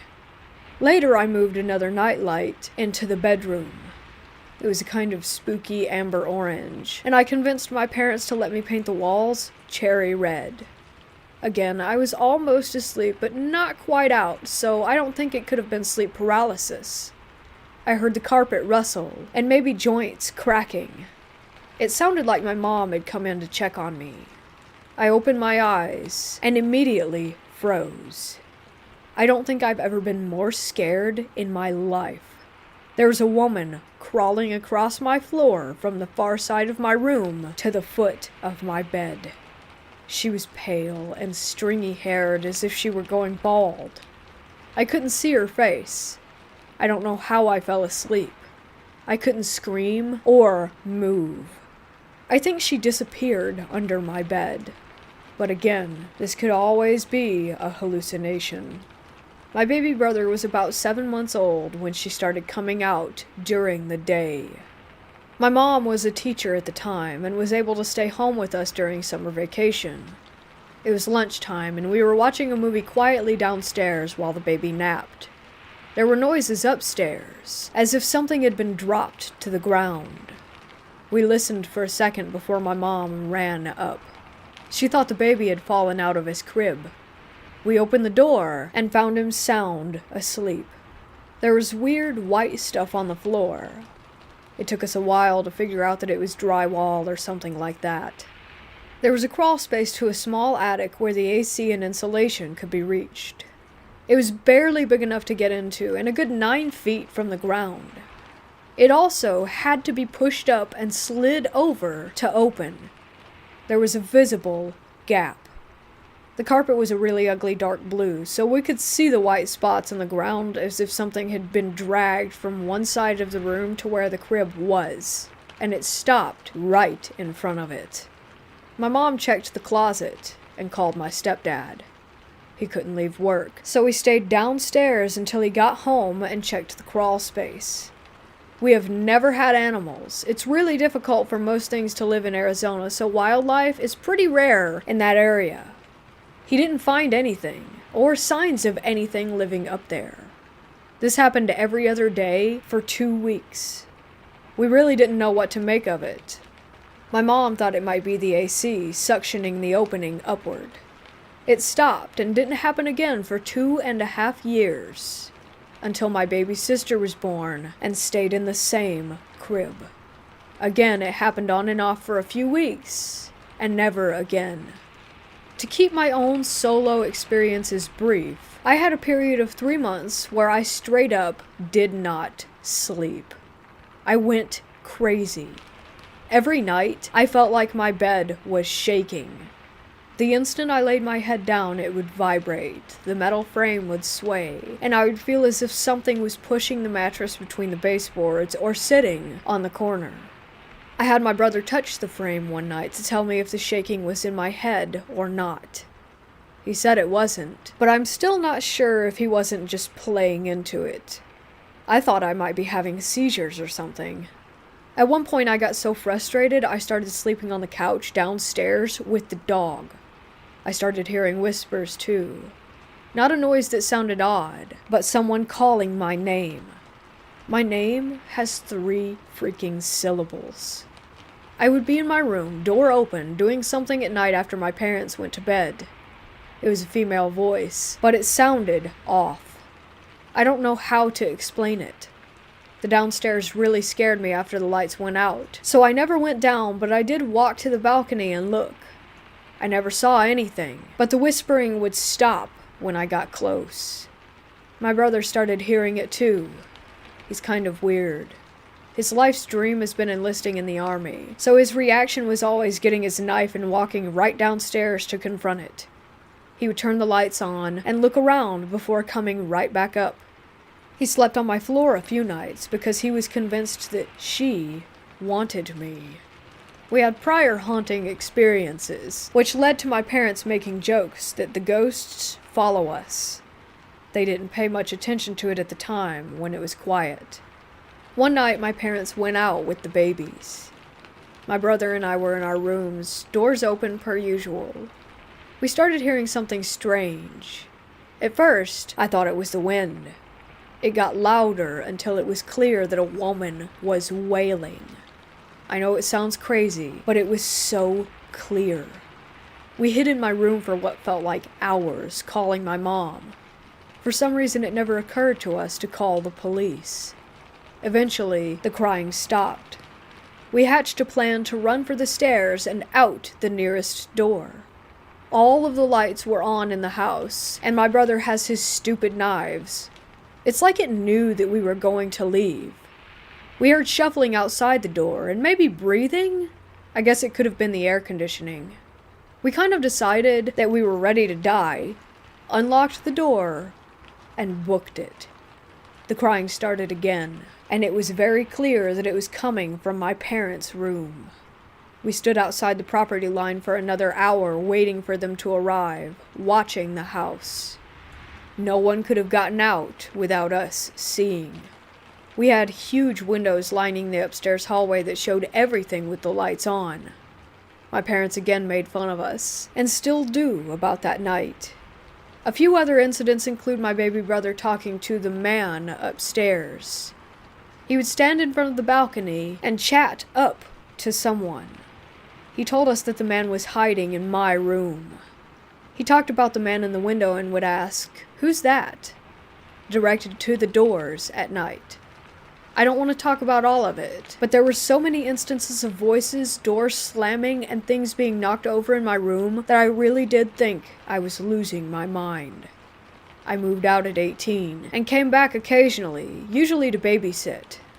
Apparently, my reluctant believer mother and absolute skeptic stepdad watched a coffee pot jump off of the counter. They were also outside sitting and having an open fire while drinking a coffee when they saw a figure in the balcony window of our room. It was a tall man, but my stepdad still needed urging to go upstairs. It appeared a second time, closer to where the nursery door was. My mom said she had horrible dreams about a man in the corner of her room after that.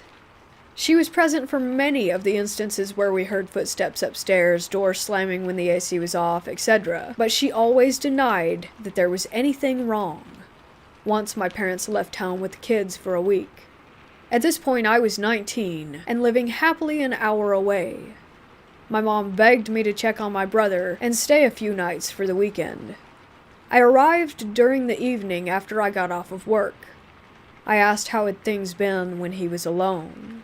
He said he was fine, he just didn't go upstairs at night and, quote-unquote, minded his business. He said if he ignored it and tried not to get scared, then it, in return, ignored him. He felt safe with the dog. We were watching YouTube and eating when we started to hear a deep noise. At first, I thought it was a bike or one of the small buggies that people drove out here. Then, I noticed that it was holding a tune. It was humming. The dog had a weird thing about staring into the bathroom if the door was open, which is scary at night. This time, the door was closed, and he still stood up and stared. The noise was so deep that it sounded as if it couldn't have been human, but it was definitely melodic. There's nothing I could think to figure out to try and explain it. My brother and I just kind of looked at each other.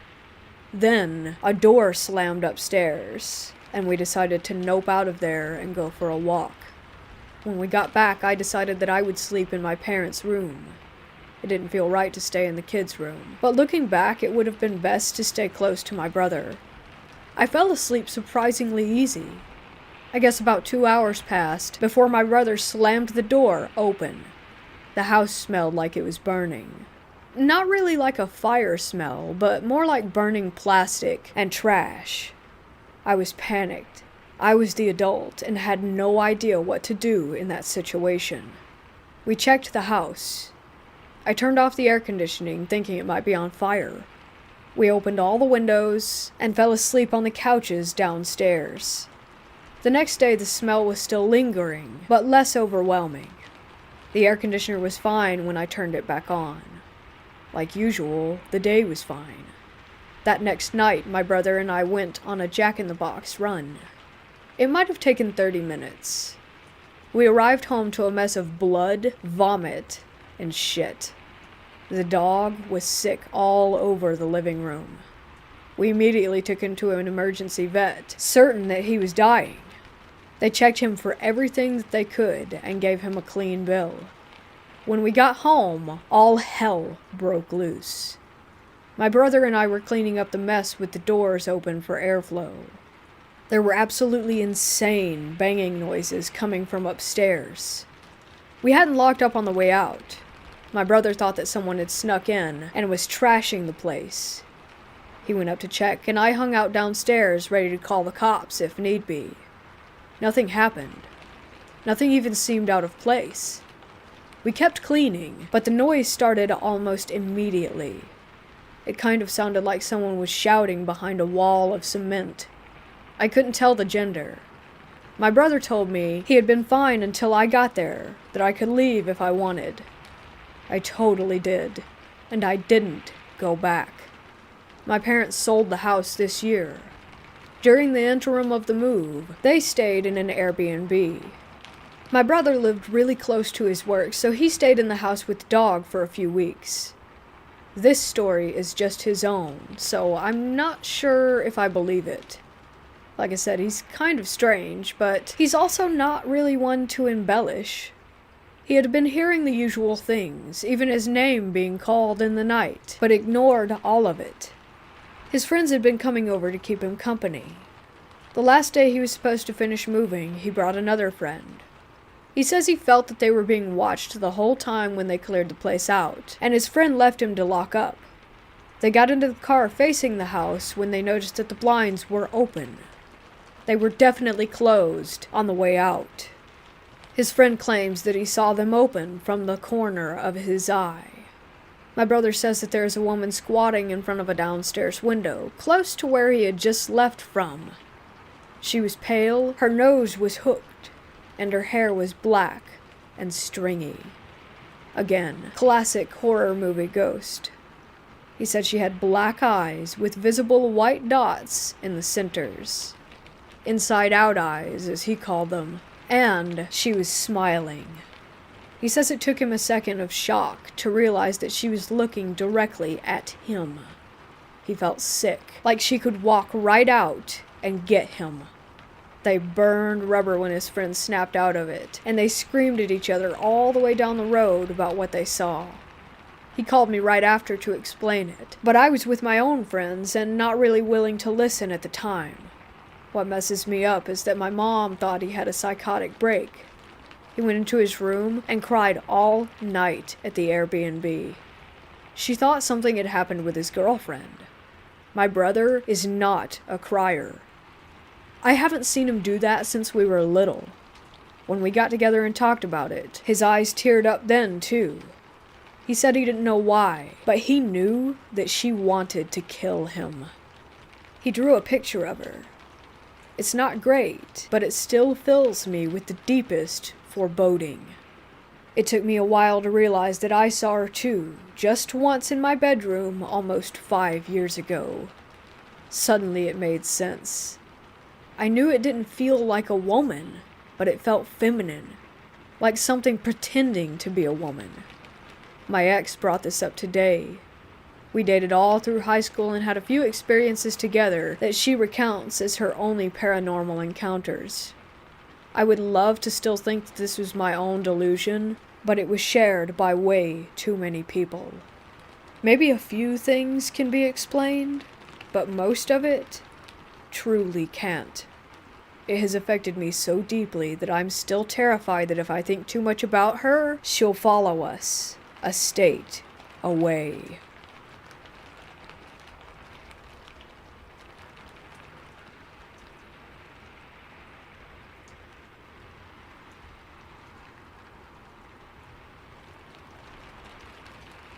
My mom and I moved into a house when I was in the 5th grade. For the record, I'm 25 now. And there was a room in the attic that looked like it was actually built to be part of the house and not some makeshift DIY room. The attic was also not your typical attic with a pull-down door, but a walk-through door. Anyway, the layout was that it made an L shape, and all wooden, and the room was obvious at the end of the L.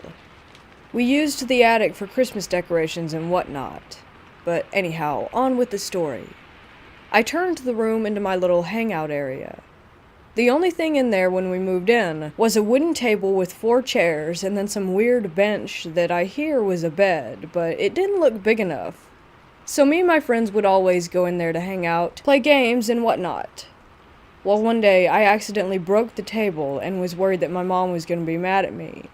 I don't think she would have cared since the stuff was so old. But out of fear, I just grabbed all the stuff that I owned and left the room, closing the door behind me. I think I remember once going back in there a few years later, like 9th grade maybe, but never actually spent an extended period of time. I would always stack the Christmas decorations in front of the wall and door to it. The year before we moved, we decided to move everything into the garage after Christmas for my senior year in high school. That way we didn't have to deal with it when the movers showed up. We never used the garage anyway, but got rid of lots of stuff the year prior, so we had plenty of room. That was the last official time I saw the door.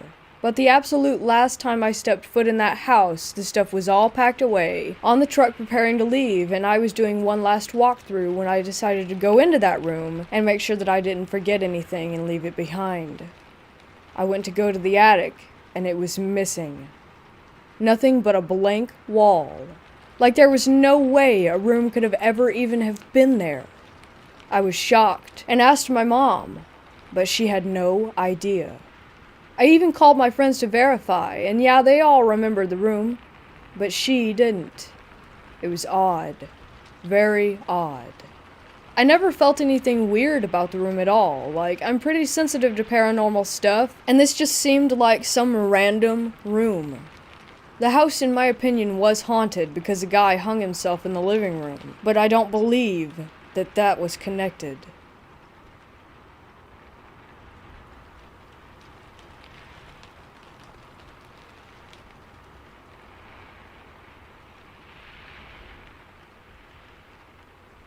I thought I would share some of my experiences from living in a haunted house. I lived there for 14 years, just moving out of it last September. I'll start with the disclaimer that I was not a believer. I always thought ghosts were fascinating, but I never looked for them blindly. Most of my early experiences I tried to find real explanations for. Honestly, this house had countless things happen, but I'll just relay some of the bigger ones. It was a townhouse, and the floor plan was living area upstairs, bedroom downstairs. You entered the house on the top floor. My first night sleeping there, my bedroom was under the living room. I heard footsteps walking across the living room all night long, to the extent that I grabbed my framing hammer a few times and snuck up there, convinced that someone had broken in. This happened repeatedly for years, and I convinced myself that it was noise traveling through shared floor beams with neighboring units. Although it still happened often, even when the unit that I shared a wall with was vacant for 18 months. There were also a lot of odd times when doors would crack open slightly and close. Several times this happened when my mom's dog was over. He would walk towards a door, it would open for him. We would walk through it, and it would literally close behind him. When he would come to leave the room, the door would let him out again. Very weird. At some point, my now wife moved in, and it escalated. One night, I woke up in bed and saw an opaque figure sitting up in our bed, initially thinking that it was my wife sitting upright and looking out the window. When I asked what she was doing and she didn't reply, and went to shake her shoulder, my hand just went through nothing. I then realized that she was asleep on the pillow, and whatever was standing there had just vanished. I jumped out of the bed and looked everywhere for an answer. Nothing could be found. I told her about it months later, and she said, "Oh God, I have seen so many strange things here, and I didn't want to tell you because you would have thought I was crazy." There was a lot of little things. She would yell for me from upstairs because she swore that she just saw me walk past the kitchen doorway, etc. often things would move from where we put them. Once near Christmas, we left the house and came back to the lights being turned on, that we know weren't turned on, and ornaments on our tree having been rearranged. We got a break at some point for a while, and when we were in bed one night, bedroom door closed, we made a joke about how our ghost hadn't been active for a bit. And as soon as we said it, the bedroom door started shaking hard in place. Final share, and the one that people seem to think is the creepiest. When our daughter was born, we would shush her to nap with the 3 shush method, rocking her in our arms, saying shh, shh, shh, over and over. Well, I had put her down, and I ran to the hardware store. My wife called and said, "I thought you were at the hardware store," and I said, "Yeah, I am now." She paused and yelled, "Get home now." I ran back. It was a 3-minute drive, and my wife was holding our daughter. She said that after I left, our daughter started fussing, and over the baby monitor she heard the shh, shh, shh. And she got confused, because she hadn't seen me go back downstairs, not realizing I was already down the hill when the noises started. One last one, daughter related. When she got a few years older, maybe 3 or 4, she would cry at night, and one night I went in and asked her what was wrong. She said that she was scared of the shadows. I showed her that the shadows were just light tricks, and I did a shadow puppet, and she said, "I'm not scared of those shadows. I'm scared of the scary shadows that come sometimes." That honestly freaked me out a little. Again, there were tons of other incidents, but these are sort of a greatest hits.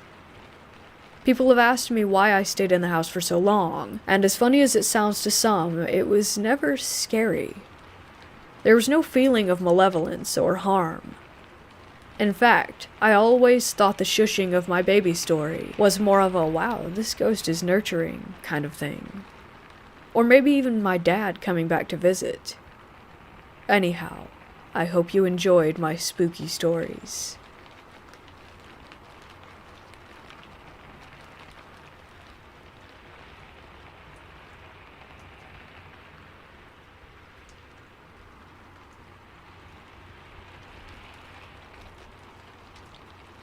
In 2011, my older cousin bought a small 2-bedroom single house in a quiet neighborhood for retired folks. The house was very small, with only 850 square feet of interior space, but it sat on a large plot of land. We could have easily fit 2 more houses like it on that lot, and still would have nice leftover space for yards and gardening. I was still a college student at that time, and I lived with my cousin. When he bought the house, I moved in with him. There were the 2 of us living there. According to the real estate agent, the house had been abandoned for around 3 years. The previous owner basically left it unmaintained and moved to a different state. The house had 1 main floor, a small attic, and an unfinished basement. The first time we walked in, the floorboards were already rotted out. We could see the basement through them. Everything was in horrible condition, and we would have to do major restoration to make it livable again. The property also had a small storage shed in the back of the lot. My cousin got a great offer, so he took the deal without much hesitation. Weird things started to happen when we began our restoration work. One day we were working on the bathroom. My cousin told me that he had to go to Home Depot for some stuff, and so he left. I heard him open the door, go outside, close it, turn on his car, and drive away. I was taking apart the old boards that were nailed on the bathroom walls. My back was facing the bathroom door. 5 minutes after my cousin left, the bathroom door, which was open, started to slowly move to the closed position. I knew this because I could hear the creaky old door sound that it made. I turned around and saw the door continue to close on its own. Then it stopped just as it touched the door frame and bounced back a little. I thought maybe it's just the wind. Then, suddenly the door pulled itself shut tightly, as if there was someone on the other side of the door. It happened right in front of me. I was only 4 feet away. No wind could have done that. Plus, all the windows were closed around the house, so there couldn't possibly be any form of breeze. You might think that maybe the AC caused it, but no. This old house did not have central AC. We had to put in window AC units afterward. At this point, I thought my cousin was messing with me, so I called out to him, but there was no response. Just silence. I opened the door, continued to call for him, telling him to stop playing around. But my cousin was not there. I checked the parking lot, and he was, in fact, gone. I even got outside and did a perimeter check, but no one was there, and I still cannot explain what happened. After the restoration was done, we moved in. My cousin sometimes went on business trips for weeks, and there would just be me in the house. The following happened whenever I was alone. One night I was studying and had my headphones on. I heard sounds of someone walking around in the basement, which was directly below my bedroom. It sounded like they had slippers on, and I could hear the sound of them dragging on the concrete floor with each step. What's weird was that I could not pinpoint exactly which direction in which it was coming from. It's a strange sensation when the sounds were coming from the back of my head, as if they were just right behind me. The only reason that made me think that it's the basement was because the basement was the only area in the house that had concrete and that could have made the concrete slipper dragging sound. So I took out my headphones, and the sounds of the footsteps still went on. The volume of the sounds stayed the same with or without the headphones. I thought my cousin had come home early, so I called out to him and got no reply. I took the flashlight and went to the basement to check it out. It was dark and quiet. No one else was there. This happened 3 or 4 more times within the first 2 months that I lived in that house. After that, I didn't experience anything unusual anymore. My cousin never felt or saw anything weird, but he seemed interested in my stories. His girlfriend, now wife, who had been to the house every other week or so, also expressed her uneasy feelings during her stays. By 2016, during a thunderstorm, the thunder struck our storage shed in the backyard and burned everything inside it. Luckily, the house was untouched. I came home from work only to find a police officer waiting at the front. He told me what had happened and said that it was an act of God and that our insurance would compensate for the loss. In our Asian culture, people say that when thunder strikes somewhere, often it is to strike down a malevolent force or spirit. We quickly formed the realization that this thunder strike was more than just an accident. I got my own place and moved out a few months after the fire. My cousin bought another house with his wife a year after that. He still owns the creepy house, and it's been left unoccupied since 2017. He plans to tear down the old house and build a larger one to take advantage of the large plot of land. The experiences at this house were the closest I've got to what could be considered paranormal.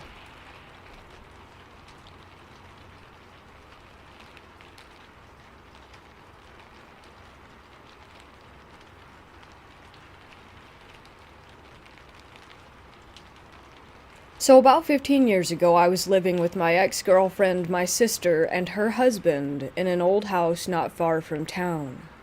Within the first few weeks of living there, strange things were happening regularly. Lights going out randomly, noises upstairs. At one point, one of the windows at the back of the house was cut. Like someone had went in with glass cutters trying to break in, but gave up on it and left. Creepy stuff like that. That was bad enough, but things got pretty severe as time went on. One week in particular was truly insane. The first thing that happened that week was on a Tuesday night. Everyone was working, and I was home alone watching TV when I noticed that our cat was acting really weird, backed into a corner, and arched up as though she was scared.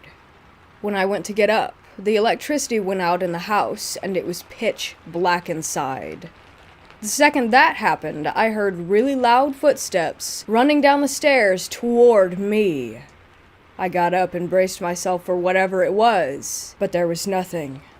I gathered myself and went outside to the front garden to check if the other houses' lights were on, but my house was the only one that was dark. I went to the fuse box to reset the trip switch, and all was back to normal. A few days later, I think it was a Tuesday, we were all sitting in the living room watching a movie and eating a pizza. The lights were on, there was a good atmosphere in the house, when out of nowhere, a massive bang happened upstairs. We go up to check it out, and I went into our bedroom and saw that my bedside table was in the middle of the room. But the worst and last thing that happened to me was on a Saturday night. I'll never forget this. It still gives me chills when I think about it. We go to bed, everything's normal. We watch a bit of a movie and fall asleep. I wake up facing the wall and glance at the alarm clock. It reads 3:13 a.m. I turned over to go back to sleep and saw my ex standing in the center of the room. Confused, I begin to sit up and ask her what's wrong. But as I start to sit up, I realize my ex is asleep in bed next to me.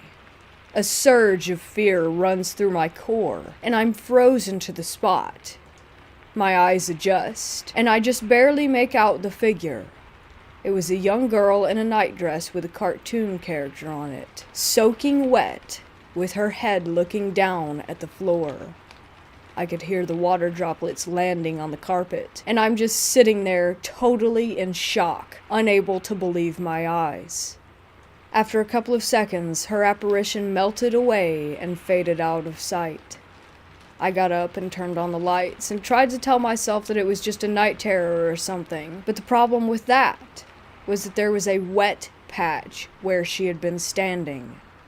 We moved out shortly after that. But I can still picture her to this day.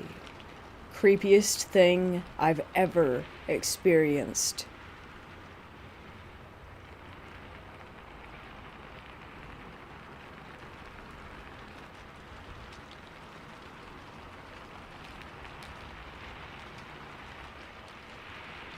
When I was a kid, I lived in a one-story house that had a very small space that you could consider an attic. We didn't keep anything up there because it was such a small space. I don't even know where the entrance to it was, if there was one. But, and this started right as we moved in, after we would go to bed, I lived with my grandparents, I would start hearing footsteps up there. I knew they were footsteps because they would move in a rhythm and go from one end of the house to the other. I lived in that house from when I was 8 to 12 years old, and this happened every night. I repeatedly tried telling my grandparents about this, and they always said it was just the house settling. I was never able to sleep well as a kid, so while my grandparents would be asleep as soon as 8 p.m. struck, I would be lying awake in bed staring at the ceiling. It was always the most terrifying when the footsteps stopped right above me, like right over my bed, and then in a few seconds to minutes they would walk back to some other location up there. Nobody ever believed me that this was happening. My granddad had even found holes that had apparently been drilled in several of the walls, one in the bathroom, and he wrote it off as a previous owner running cables through the walls. Lived in that house for 4 years, and was convinced that someone was living in the ceiling above us and would become active when they thought that we had gone to sleep. I'll never forget that. It always happened at the same time of night, right after we went to bed. This was back in the late 90s to the early 2000s, so I don't know if there could have been cameras or something that they could have been watching us on, but they definitely knew when we went to bed.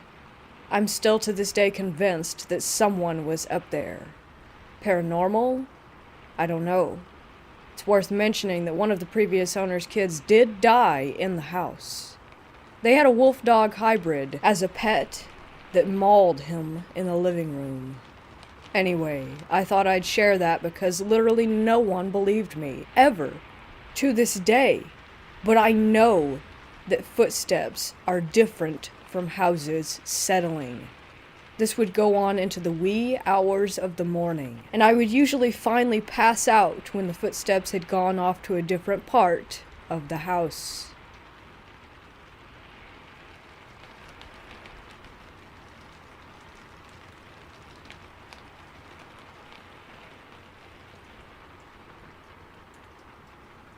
There are some really, really messed up reasons to live in a haunted house. I, being of sound mind and body, don't know any of them, but I am superstitious as hell. So when the wife and I moved up to New Hampshire, right on the Vermont border, we were looking for a place to rent for a year or two before we bought a house. Now, for all of the New Englanders here, my wife is a native. I'm not. She's used to New England and the vast emptiness that this small area has to offer. There are places even she won't let me travel to after a certain hour because, quote unquote, that route you have to take, people don't come back from it. Of course, I'm not a native, so I have no clue about any of this. So when I would come home late after dark from work and tell her I took X route, she would kind of look at me in shock and awe at my stupidity. We found a home right on the above-mentioned border on the Vermont side. We loved it. It was a fantastic place to live, except for the basement. I could not shake the feeling of being watched and stalked like prey.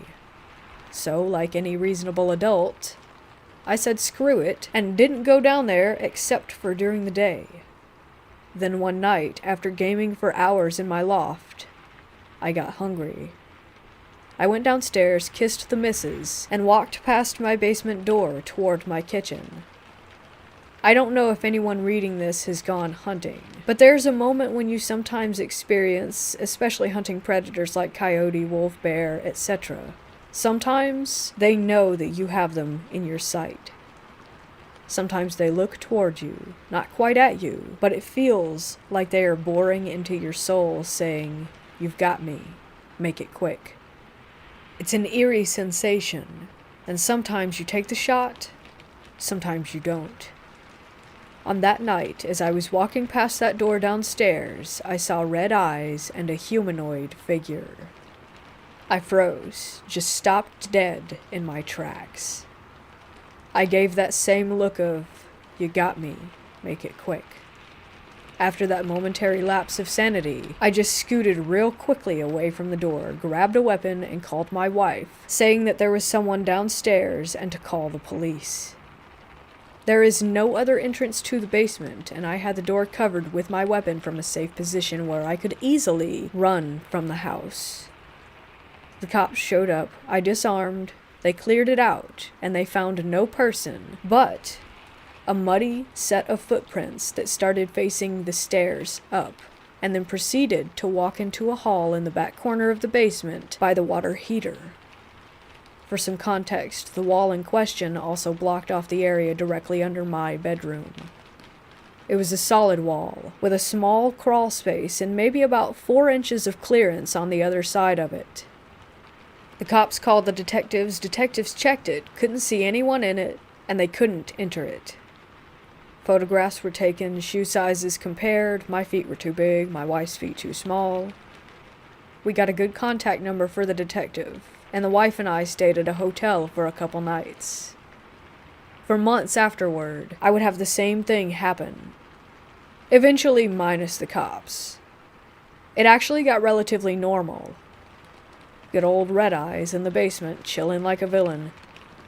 Wife was less enthused by my antics. Cheerfully, just about, and when I would spot Red Eyes, I would always give him a good old, "How you doing?" Of which we would still have muddy footprints, and I would just have to clean them up.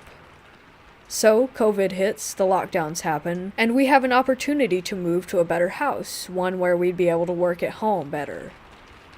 The main reason that the home was better, though, was that we had a mold issue in this house. It was in between the panes of glass in the windows, and every day we were cleaning it from the windowsills, door frames. Hell, we had to replace pieces of furniture multiple times, and we are very clean people.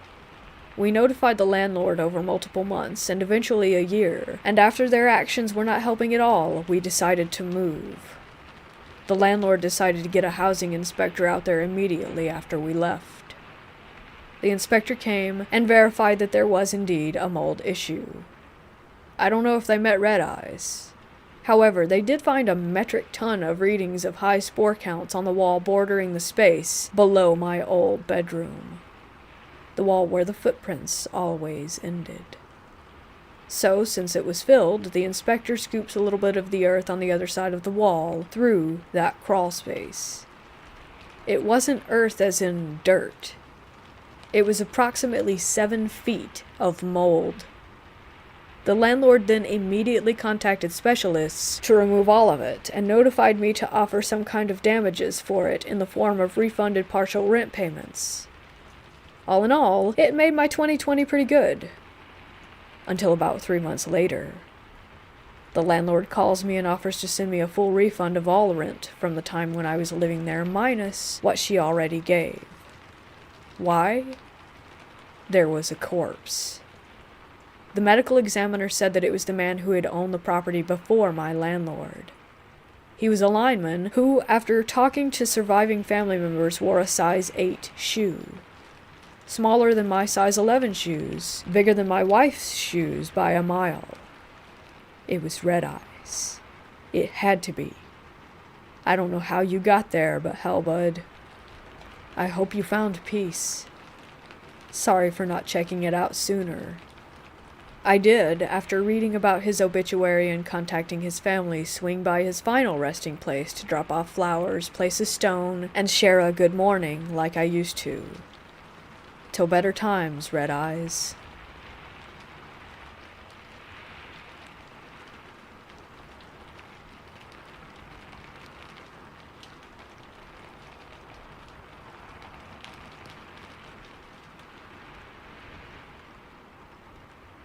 Honestly, I don't think I've ever experienced paranormal activity in terms of seeing something. But ever since I was a kid in my childhood home, I was really scared, almost traumatized of seeing something or hearing something in the dark at night. No specific reason for it. I would just stare at the door frame of my room, which was always opened at night, and wait for something to show. I never even liked horror movies, and even now at 21 I avoid them because I know they freak me out, so I don't believe that the fear came from the movies.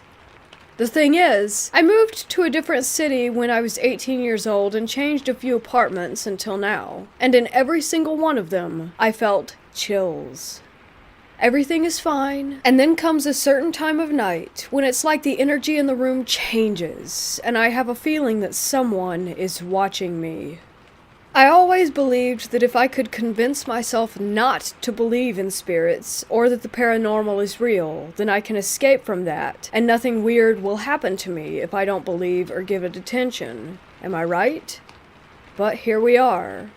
I started to think, what if the cold, watching feeling and fear I get every night is related to some childhood trauma that I might not remember?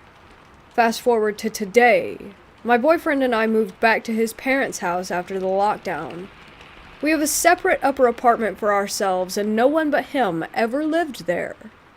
We have spent so many months and nights here before, and really the apartment never gave me any chills. Until the last month or so. So lately I have this really bad vibe in this place, especially at night. It can be dark outside around 6 p.m. or 10 p.m. and everything is super. Then there just comes this time, after midnight, when the air in the room changes and I feel like something negative has entered. The whole energy is negative, and the feeling of someone looking at me returns. Most of the time I'm scared to have my eyes opened, that I might see something. He doesn't feel the same thing and says it's because of the stress and anxiety. And true, it might just be paranoia, and I'm going crazy. But I had several nights when I really did feel like something was messing with me. I would wake up with the sensation like someone had pushed me, and my boyfriend was dead asleep. I would have sleep paralysis, and again would have a feeling like someone is poking me, and hear banging noises that weren't there. I was sleepless for a few nights, and then I started taking Xanax just to make me fall into deep sleep to get some rest. When I am able to sleep, there's that time before falling into sleep when I feel the most vulnerable because of the dark and the dead silence. There are radiator noises and downstairs noises, which by the way are loud footsteps even in the middle of the night, and sometimes I would ask them if they were awake at the time, and they said they were sleeping. But still, I kind of comfort myself with the idea of it just being normal house noises. The worst thing is going to the bathroom at night. I have bladder issues, so it's normal for me to go at 1, 2 a.m. Don't know why, but I noticed this pattern. And often, I'm just terrified. I use my phone as a flashlight and practically run there. If I can hold it, I do, because that's how scared I am of the negative energy in the air. I'm so afraid of seeing a shadow or a face staring at me. It's like I know that something is present, but I'm unable to give it shape or form. Sometimes it's like I can sense someone's breath on my face. Never thought I would write something like this because it is the opposite of ignoring the problem and convincing myself that I am imagining. But I'm not sure what to do anymore. Every night I lay in my bed, and in just moments the air in the room switches to negative, cold, and spooky. I can't live like this. It's stressing me out so much, and I just want to know if it makes any sense. Am I crazy and too paranoid so that I just imagine all of this? Or could it really be that something is there?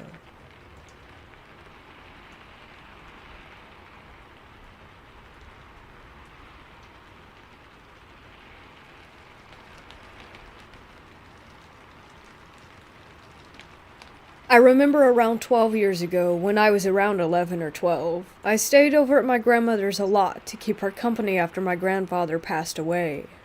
I was lying in bed one night. I had just turned the TV off to go to sleep when I heard a creaking sound outside the door, but I just thought it was Grandma going to the bathroom since she had to walk past my room to get there. Then, I heard the handle being pulled down, and again I just thought it was my grandma, maybe just coming in to say goodnight before bed. As I looked toward the door, I saw a large, white hand grip the edge of the door, and instantly I knew it wasn't her.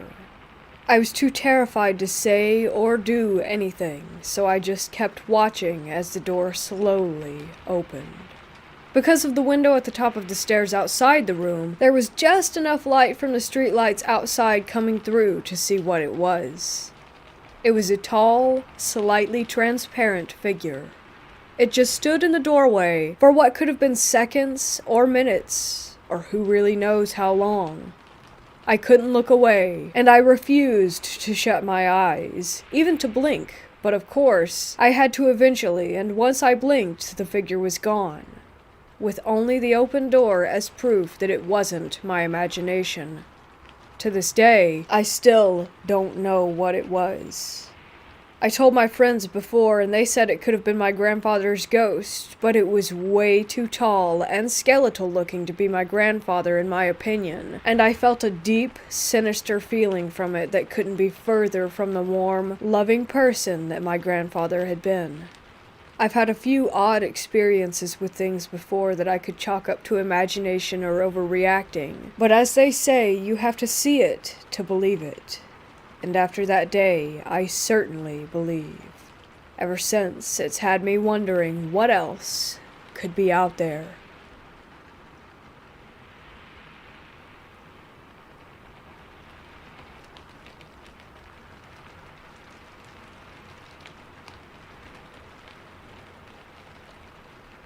For some background on the house, it was built around 1650 near Oxford, England. My parents are well off, so it's pretty nice. Big, but not excessive, in a small village, and it's right next to a graveyard. As in, we have an outbuilding, which is an old blacksmith's forge, that literally sits on top of the graveyard, and our garden lowers compared to the graveyard wall because the place is so full of bodies. It was originally one house, then split to 3 with a small cottage, then to 2 houses, and I live in the slightly bigger of them. The house has been a pub, too. We still have a door from when it was. The land dates way back. We have 2 Roman wells on the property, one covered by the patio and one that's full of earth in the garden, which had Roman artifacts surrounding it that had been put there by some old residents. It is really ancient, so it makes sense that it's haunted, right? My family moved in February of 2015. My dad, my mom, my older sister, and me. We had no idea of any of the shit in this house at this point. At first, there were just some weird vibes. We heard some strange noises, some doors closing on their own, but nothing to freak out about. Apart from in the section of the house where no one slept in. Our then spare room in a small upstairs wing of the house. Our printer was kept down there, and whenever my mom sent me to get printouts, I would always sprint away as fast as I could out of fear. I used to cry and protest about going down there because it felt so terrible. There was just a thick air of terror. We actually got the village priest in to bless it about a year later. I went to a Christian school, and my mom thought that it would put me at ease. Instantly, all bad stopped down that side of the house, and my sister suddenly moved rooms down to it, and her old room became our spare room, and instantly got that same thick, heavy air. A few months in, maybe April, my mom had a weird experience of the corner of the duvet being tugged on, and then a creature crawling up her back. It wasn't sleep paralysis, as she had had that before, and she could move. It was heavy, crawling up her back like a person, and it got to her head and disappeared. A lady came round. She heard the house got new owners. She had lived there in the 1970s, and told my mom that she had had the exact same experience of the tugging and the crawling, and also that her piano played itself, among a few other weird experiences, before my mom mentioned anything about what she had experienced. And my mom's heart sank. She didn't tell me anything until a few weeks later when I came to her in tears, saying that I had seen a shape walk into the room and then disappear, and have something tug at the duvet and walk up the front of my body, and that it was definitely not sleep paralysis. That's 3 people having the same experience, give or take how the person is laying, without communicating it. Odd. I can't explain the feeling. By this point, we were all aware of some weird stuff. We found chicken bones in the roof of our cellar, which is way older than the rest of the house, possibly like 1500s. We had doors slamming. We had footsteps. But then, my dad had an experience. He has never believed in ghosts. He's lived in old houses for a long time. He's had family friends have terrible experiences with the paranormal. He grew up Catholic, and he didn't believe anything up until about January of 2016. My mother, sister, and me were all in the kitchen, and he was walking past the spare room and heard shuffling coming from inside. He shouted my mom's name, asking if it were her, and a deep, gravelly voice replied, "Try again."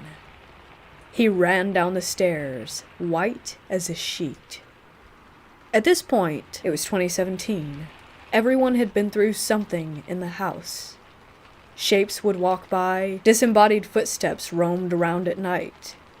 We had objects moving, watchful eyes on your back, chairs moving, inexplicably cold rooms. Pretty typical things for a haunted house that were happening basically on the reg. Also at this point, I made some new friends and started inviting them around. The spare room had a double bed, so that's where we would have slumber parties. I had several friends ask me, "Hey, did you hear that knocking sound on the walls or the drawers last night?"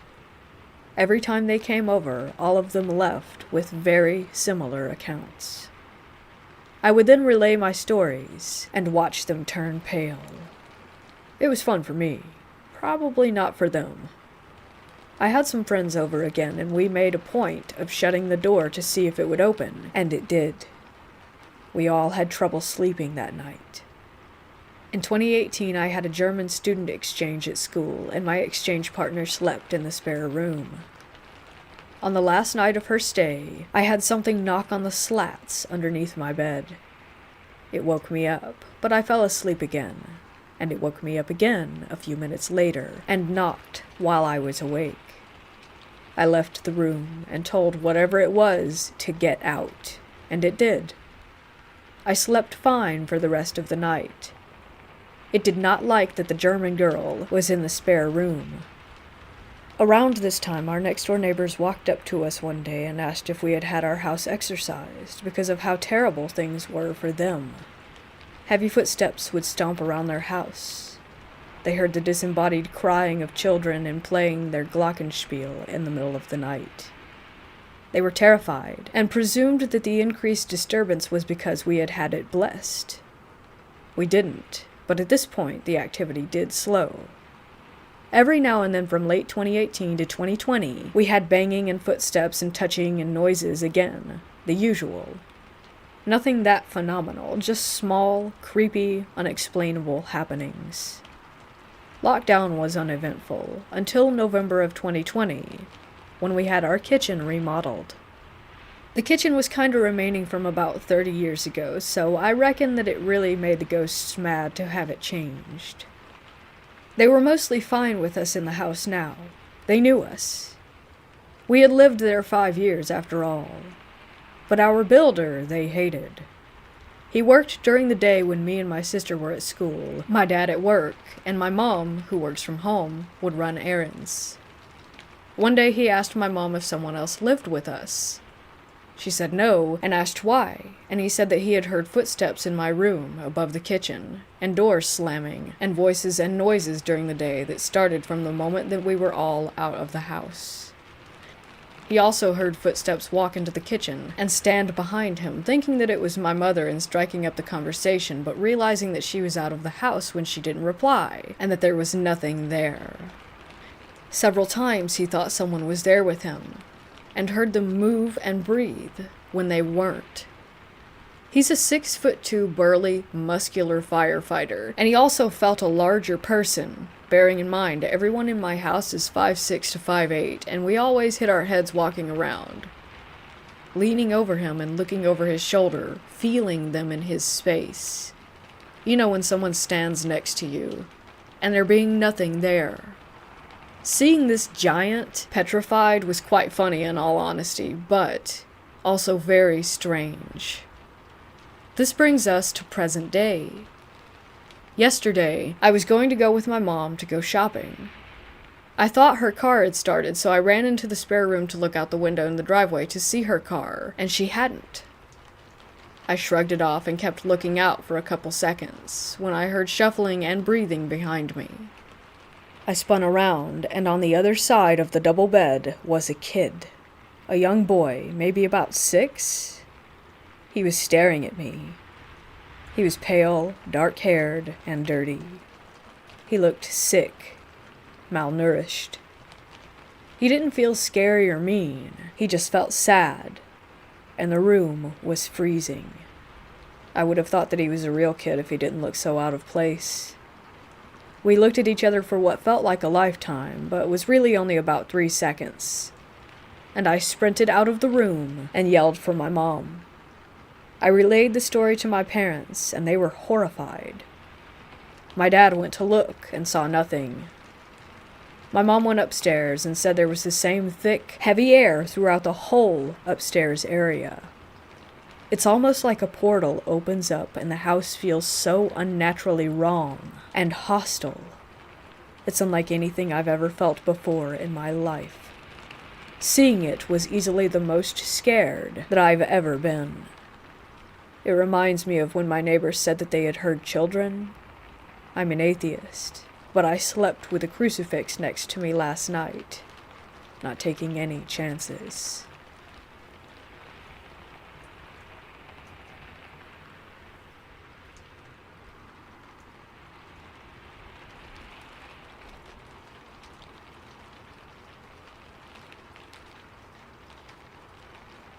I live in England in a 2-story flat, and I have always believed in the paranormal, but my dad does not believe in any type of ghost or anything supernatural. I never thought that this flat was haunted. However, as I got older, I started to feel uncomfortable by myself, and I saw shadows downstairs out of the corner of my eye. Now, there is an attic directly above our second floor, but there is no way for us to enter it, as you cannot access it from this flat. The only way to access this attic is by having a specific key that can open the attic, as it is council flats, which is above my neighbor's house. However, the attic above my flat is the only one which is blocked off, and there is no way to enter it. I have the last flat on the end of these 18 council flats. There are no neighbors above us, just the attic, which no one can access without that key, and they would still not be able to get above our flat. One night about 2 years ago, all of the family was in bed, and it was about 3 in the morning. All of a sudden, I heard something crash above. It was so loud that it woke all my family members up, and we all got up and stood on the landing together. After that bang, we heard 3 loud footsteps, and the sound of something being dragged behind these footsteps. It was so scary, as we know that nobody can physically get up there. My dad was not convinced that it was a ghost. He thought that somebody had somehow gotten into the attic, so he went outside to check if the communal attic door was opened. I followed him outside, and it was completely padlocked shut with heavy chains around the lock. I tried to explain to him, how can there be anyone up in our part of the attic when it's blocked off and impossible to get into? We came back into the house, and we were all quite shaken up. My brother was young, and was able to get to sleep, but I was awake all night. After this experience, I started to smell old cigarette smoke every time I would enter my toilet, and it was so stale and stagnant. After the event, me, my brother, and my mom were going away on holiday, whilst my dad had to stay there and work. He told me he slept with his headphones in every night, as even he felt uncomfortable by himself. As a family, we still have no idea what those noises were, and since then we have heard many strange things.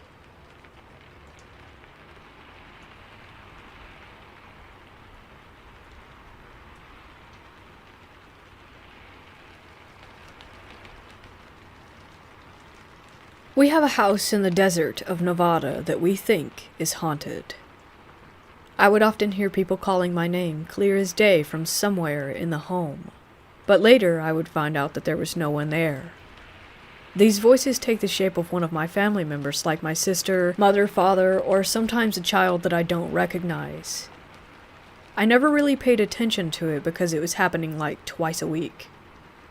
I got used to it, but like last week, I was vacuuming the house and I got to the end of the hall where my room is. I see my dog in my room and I just smile at her and she goes back to sleep. But when I turn around, I saw my dog again behind me. My dog never went past me, so there's no way that she could have gotten there without me noticing. I looked back in the room and see a child's head peeking out of my closet. I was so terrified that I ran out of the house and took a hotel for the night. I still don't know if it's a demon or a ghost or something else.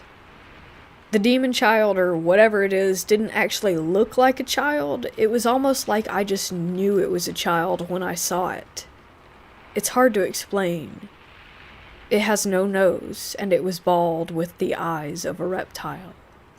I can't quite explain any more details because I ran out of there so quickly.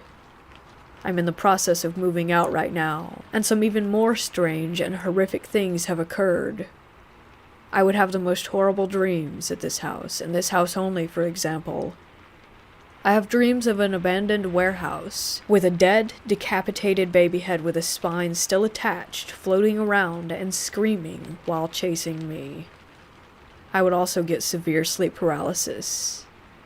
There was a black, demon-like entity that looked like a snake that would climb walls and ceilings. Sleep paralysis has never happened to me before I moved here. I don't know if dreams can be linked to ghosts or demons. I would also see a shadow man lurking around my house from time to time. I thought it was my imagination. I wish it was.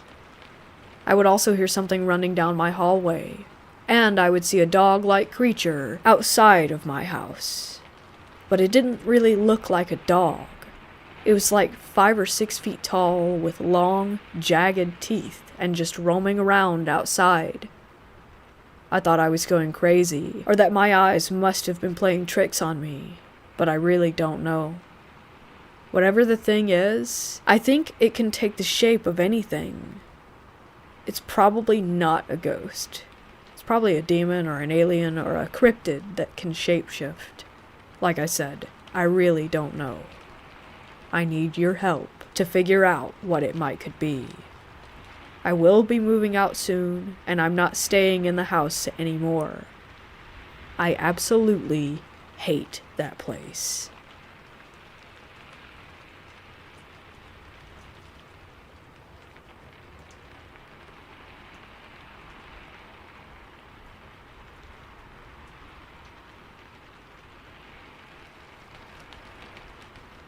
My family and I moved into a new house. It used to have an attic, but it's been sealed off. After a couple of months into living in this house, sometimes I'm just watching TV and I hear scratching from the roof. I just play it off as a bird, as they're common where I live. After 3 weeks, the scratching has gotten worse and more frequent. It's like it's trying to scratch its way out of the roof. By the way, the attic entrance thing is above the outside of my sister's room. One day my sister tells my dad that the seal is open. My dad gets confused because it was supposed to be sealed off completely. My dad goes to close it and realizes that it's really hard to open and close, so whatever opened it was strong. That's when I start to get skeptical. The same night I go to get some snacks from the fridge, I open it to find out that they are all gone. I thought my siblings must have eaten them. In the morning, my parents are going on about a missing cake. The cake was supposed to be for my niece's birthday. They asked if I had anything to do with it, and I said no, along with all my other siblings. I was getting really suspicious about the attic, so I built up the courage to go and check it out. Note that I am probably the most paranoid person in the world, so I was scared for my life, but my curiosity got the best of me. I get the ladder, a torch, and a knife just in case. I open the entrance. I shine my torch to see nothing, but as I search more, I see the cake, empty snack packets, dirty clothes, and a short, dark silhouette. It just freezes in place. Immediately, I bolt and scream for my parents and tell them everything. They tell me to stay in my room. They go up and check, but there was no one there. I'm still shaken from that moment and get nightmares from it. We have since moved from that home and now live a normal, non-scary life.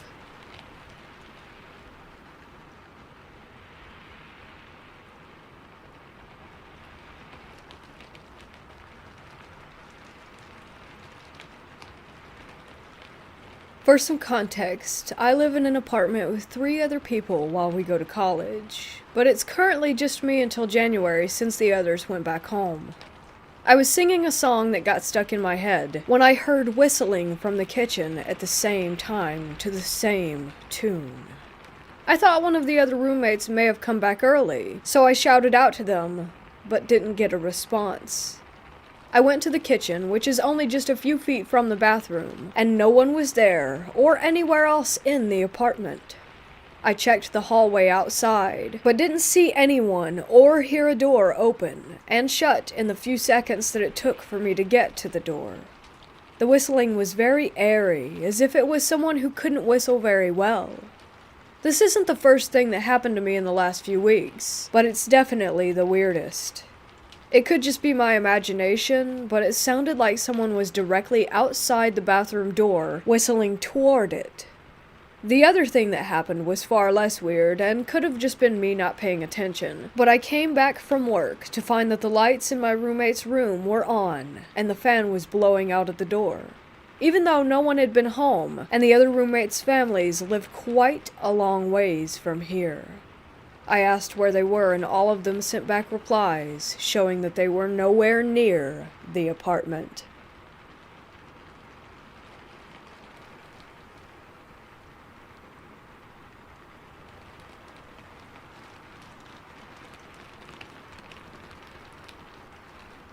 This took place in 2012 when I went to Rome for a vacation with my family for about 3 weeks.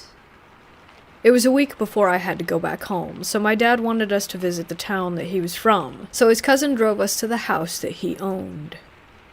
To give everyone some backstory, it belonged to a duke back in the day. But anyway, we got there and nothing seemed odd at all, except that when his cousin showed us where I and my grandmother would be sleeping, because there were not enough rooms and beds.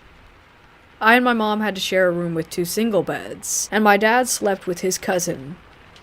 As soon as I walked into this room, something felt off, because it was icy cold, freezing cold, and it felt like I was being watched. Even my mother felt the same thing, that something was weird about that room, because the other rooms in the house did not have that same energy. I even told my father that something didn't feel right, that I didn't want to stay there, that I wanted to leave, that I got a bad feeling being in that room. It was like my gut was telling me that something was there that was not supposed to be. However, it was enough to freak me out and just give me a bad feeling. The day progressed, and it was nighttime, and walking back in that room, I got really bad vibes, and I told my mother that I didn't want to stay there, that something just wasn't right, that I could feel it. She said, "Well, look, it's only for a night." As we got ready to head to sleep, she went toward the bed, and all of a sudden the bed fell, and it was almost as if someone had pushed it. It really scared me. It somehow landed near the fireplace in the room. As my mom called out to my dad and his cousin, they fixed the bed. I was freaked out, to say the least. Anyways, at that moment, me and my mother just prayed to help us get through the night and protect us from whatever was in there. I did not sleep well, and as soon as the morning came, I was ready to nope out. I took a picture of the bed with my camera, and after looking at it, you could see a black shadow near the fireplace hovering over the bed, and it was super creepy.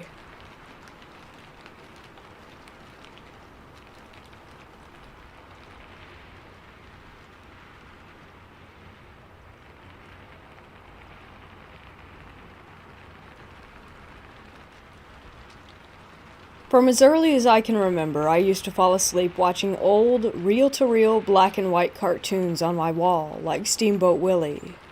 I clearly remember the jittery, shutter-like quality of the cartoon from the old reel-to-reel projector. There was no actual movie projector in my room. At night, I would wake up to someone tapping me on the shoulder.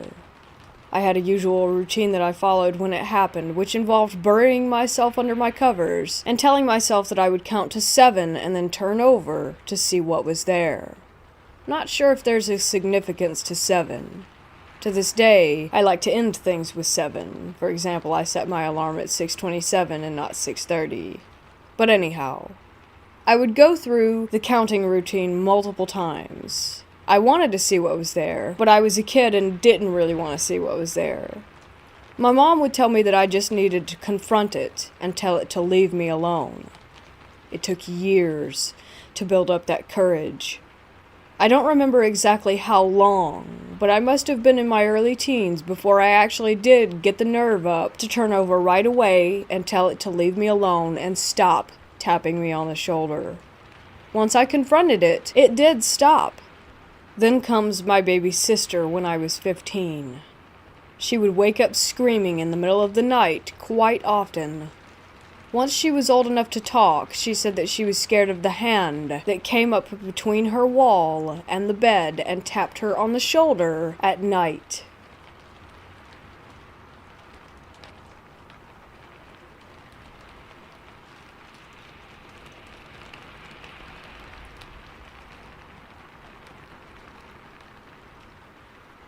This happened when I was around 9 or 10.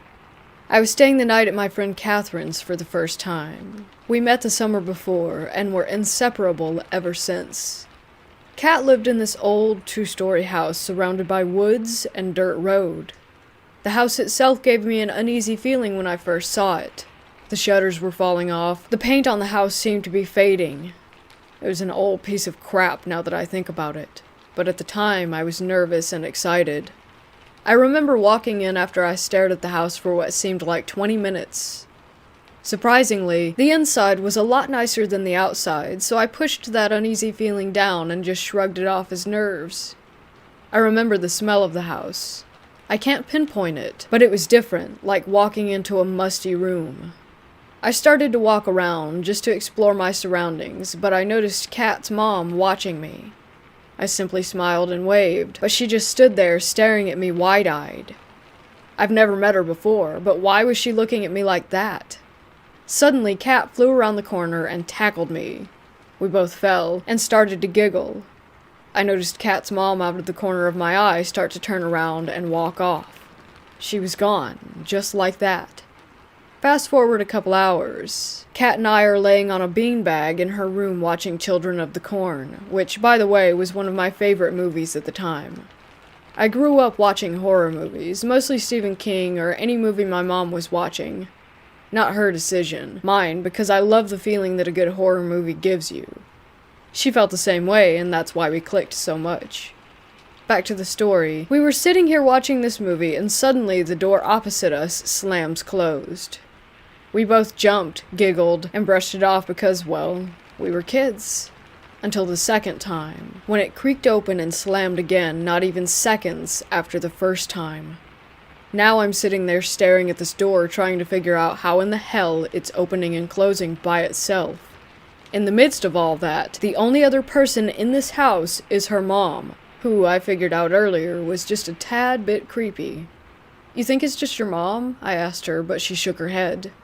"You sure?" I asked again, but she said something that gave me chills, and still gives me chills, just telling this story. "My mom isn't home, it's just me and you, silly." I just stare at her while she's staring at me, trying to wrap my head around what she had just told me. "Where is your mom?" I asked her. "She's at work." I giggled, thinking that she was just trying to trick me. "She is at work. She only works for a couple hours, so she leaves me here because she trusts me." At this point, I'm just looking at her, and she noticed this look of concern on my face. "What's wrong?" she asked. "If your mom is at work, then who was that lady looking at me earlier?" As I said this, we heard what seemed like footsteps at the time, but thinking about it now, it sounded like shuffling in one spot above us. I'm completely terrified at this point. Every hair on my neck is standing on end, and I just want to leave. I start to get up when Kat pulled me back down and asked me if I had heard the noise. I nodded. It was silent again until the footsteps were back, but louder and faster. We both gazed up at the ceiling and she grabbed my hand. "This happens every day," she whispered. I look over at her and can truly see the fear on her face. The footsteps stopped and she looked at me, her face flushed white. "Is there an attic?" I asked. She pointed up toward the ceiling. "Well, maybe it's just squirrels or birds," I kept thinking over and over. "You ever notice when you're really quiet? That's when you can hear almost everything around you. Imagine if you're sitting in a house with your best friend alone at 10 years old and you hear the giggle of a 3-year-old child. Mind you, she has no younger brothers or sisters. We were completely alone. Kat was just as scared as I was. I remember thinking that I just wanted to get out of the house. Just grab her and run out the door. At least we would feel safer and less scared outside than we would in. "Want to hear a story?" Kat asked, pulling my mind back to reality. I nodded. "Well, this house used to be a daycare. There was this lady that would watch the kids, and one day she just locked them in the attic and then hung herself from a rope in the kitchen. They all died because the kids were hungry and thirsty and no one found them for months. In this house." My heart started to pound. My eyes were wide with fear. "It's true," she said. "I've seen them, the little kids, every day. But I never saw the lady, but you have. Earlier." After she told me this, I don't remember much else aside from running out the door of her room and making it outside that house. Kat followed, begging me to stay, but I just had to leave. My stomach felt like it was in knots. I felt like I had walked into a horror movie myself, and just wished that this day had never happened. Fast forward to years later. That was the last day that I had seen or heard from Kat. I remember her always coming to play outside at my dad's during the day. I remembered what she looked like. I remembered meeting her parents and seeing them out in public. I'm now 27, and I can't seem to find any proof that she even existed. All my friends that I was friends with then, I'm still friends with now, even after all these years. But why not her? I drove by that house maybe 15 times, and still wonder if maybe she was just one of the ones that never made it out.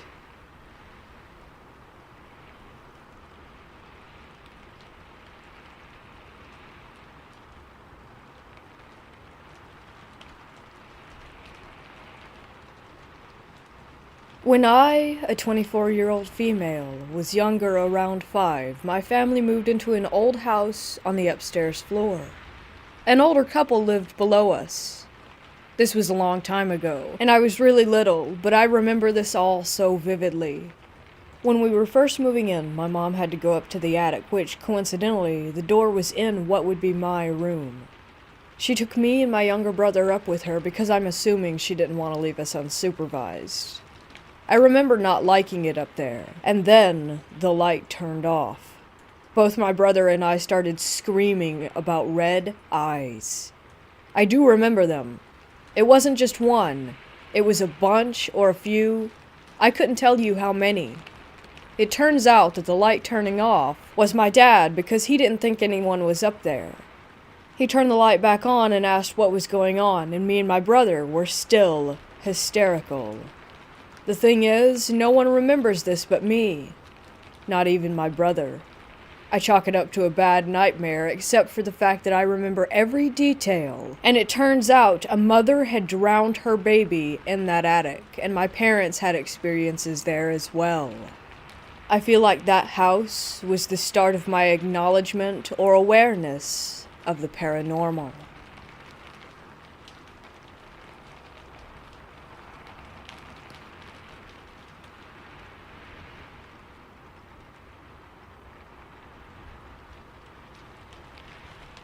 About 10 years ago, I moved into a new home in Indiana with 3 roommates. I won't go into too much detail about where the home is located out of respect for my former roommates, one of which still lives there.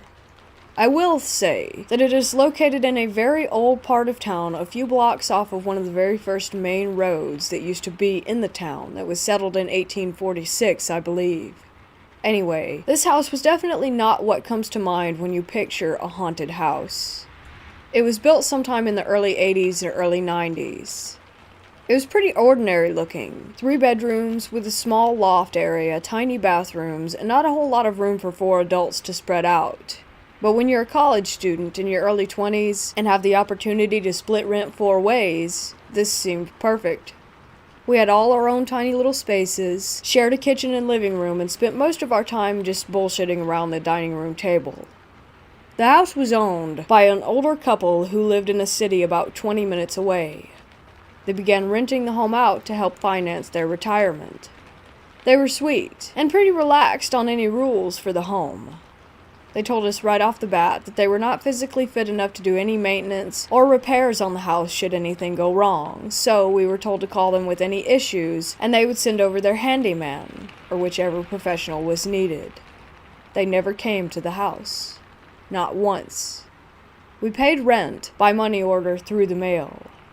I didn't find this strange at the time. The first weird event occurred about a week after we all moved in. We all worked the night shift at our respective jobs, so the house was empty all night and we arrived home around the same time early in the morning. We dragged ass into the living room to enjoy some sort of fast food breakfast before passing out when we realized that the entire carpet downstairs was soaked.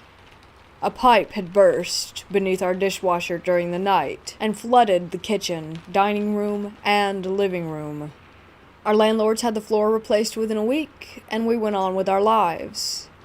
Then, about a week later, we were baking cookies in the oven when all of a sudden the cookies burst into flames. The oven was producing so much heat that I was afraid that the whole thing would catch on fire. The landlord sent a repairman who told us that something had caused the internal thermometer in the oven to be so uncalibrated that you could set the oven temp to 300 degrees, but it would be more like 475 in there. Again, we had it fixed and moved on. It wasn't long after that when the unexplainable and unnerving activity began. The ceiling fans in the rooms would turn on randomly, and they would spin so hard that they would rattle and shake to the point that it looked like the thing was about to fly off of the ceiling. Every room was equipped with button switches. There are 4 buttons on the wall, 1 for the light and the other 3 for various speeds for the fan. The fan would make a 2-tone chiming noise when you would push the button to turn it on. No one would be able to turn on a fan without pretty much everyone in the house hearing this chime. We were creeped out, but chalked it up to faulty wiring or a power surge. That chime still haunts my dreams. Then came the TV issue. We all pulled together to buy a large flat-screen TV for our living room, brand new, name brand, extra warranty. The TV would turn on by itself constantly. We returned it to the store, exchanging it for a new one, and thought it would be fine. We would be outside or in a different room and hear the chime, go turn the fan off, and realize that the TV had just turned itself on. This happened 5 or 6 times a day. It was unable to be ignored. 2 separate things in 2 different rooms turning on almost simultaneously. The electrician was called. He found no signs of faulty wiring, and I think he thought we were making it up. After months of this, we began to hear the whistling. 3 notes whistled by an unseen force at all times during the day. This would usually happen when you were in a room by yourself. I would get this sick, anxious feeling like I was being watched, and right then, I would hear the whistle. Someone or something wanted our attention, and he got it. 3 of us were totally convinced that our house was haunted. Our other roommate was a skeptic, and also pretty much had to make this living situation work, or he would be sleeping in his car. About 1.5 years of living in this house, dealing with constant phenomena, it ramped up again. We would be in the kitchen making dinner, go eat in the living room, and come back to find every cabinet door open. Sometimes the refrigerator and oven doors were open too. This happened probably 3 or 4 times a week, on top of all the other crap. I was over it, but had no idea how to fix it. I went to Borders bookstore and got a few books about ghosts and hauntings and different information about getting rid of the creepies in one's home. I decided to do a smudging, and I could not have been more sorry about that decision. We planned to do all the sage smudging together, and our Catholic roommate also had his priest come in and do a house blessing that same day. Holy oil and water were sprinkled in each room, the smell of white sage burning. We thought it was over. The next morning, I was walking downstairs like I had 1,000,000 times before, when my feet completely flew out from under me and I was airborne. I remember thinking, this isn't possible, right before I smashed into the stairs. I landed on my back, right at the edge of them. Picture Lucy pulling the football away before Charlie Brown can kick it, and his tiny feet are kicking in the air. I was Charlie Brown. I landed not on my butt or side, but squarely on my thoracic spine, the upper area of my spine. How on earth did I defy gravity? I had now tripped. I was barefoot on carpeted stairs, sober, and holding the railing. I didn't feel a push. I felt a sweeping force take my legs out from under me. I broke 4 vertebrae in my back, about parallel with my shoulder blades. I've had injections and nerve damage and back braces and a chronic pain that isn't normal for someone in their 20s. I began to look for a new place to live. I found out that I was pregnant with my son about 2 months later, and decided that the risk was too great to live in that house pregnant, so I packed up that night, told my roommates that I would continue to pay my portion of the rent until our lease was up, and moved back in with my parents. I was only staying with my parents for about a month before finding a new safe place for my baby, my now husband, and I. But I lived constantly on edge thinking, what if it followed me? It didn't. What did follow me are the nightmares where I relive the feeling of terror and dread washing over me, and every so often, I can still hear the whistle.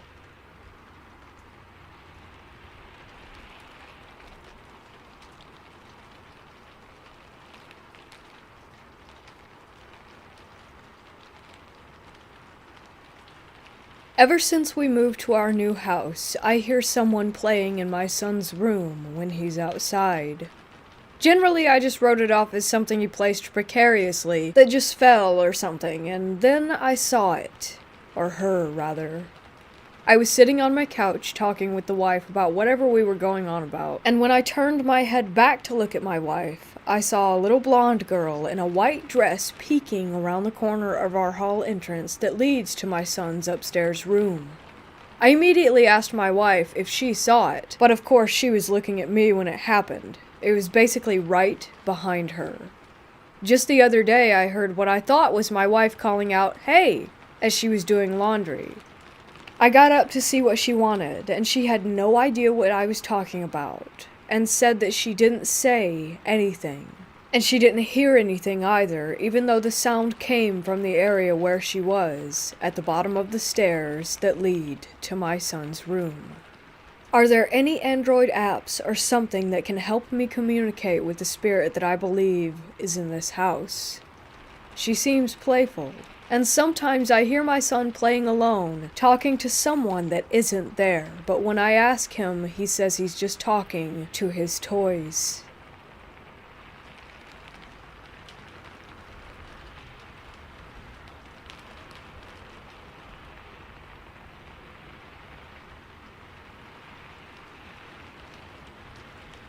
In 2007, I moved into the house I currently live in. It's over 100 years old, and ever since I can remember there have been weird or creepy things that occur. Recently I've heard noises late at night while I'm in bed. For context, I sleep on the top floor of my house, and it's been getting really creepy.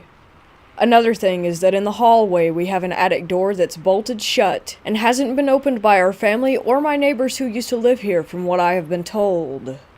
I decided to ask my father about it, and he told me that it wasn't a full-size attic, and is more of a crawl space which goes right over my room. And the part that creeps me out the most is that we've never had any animals besides the occasional mouse in our home, which makes me think that what I'm hearing doesn't sound like an animal at all.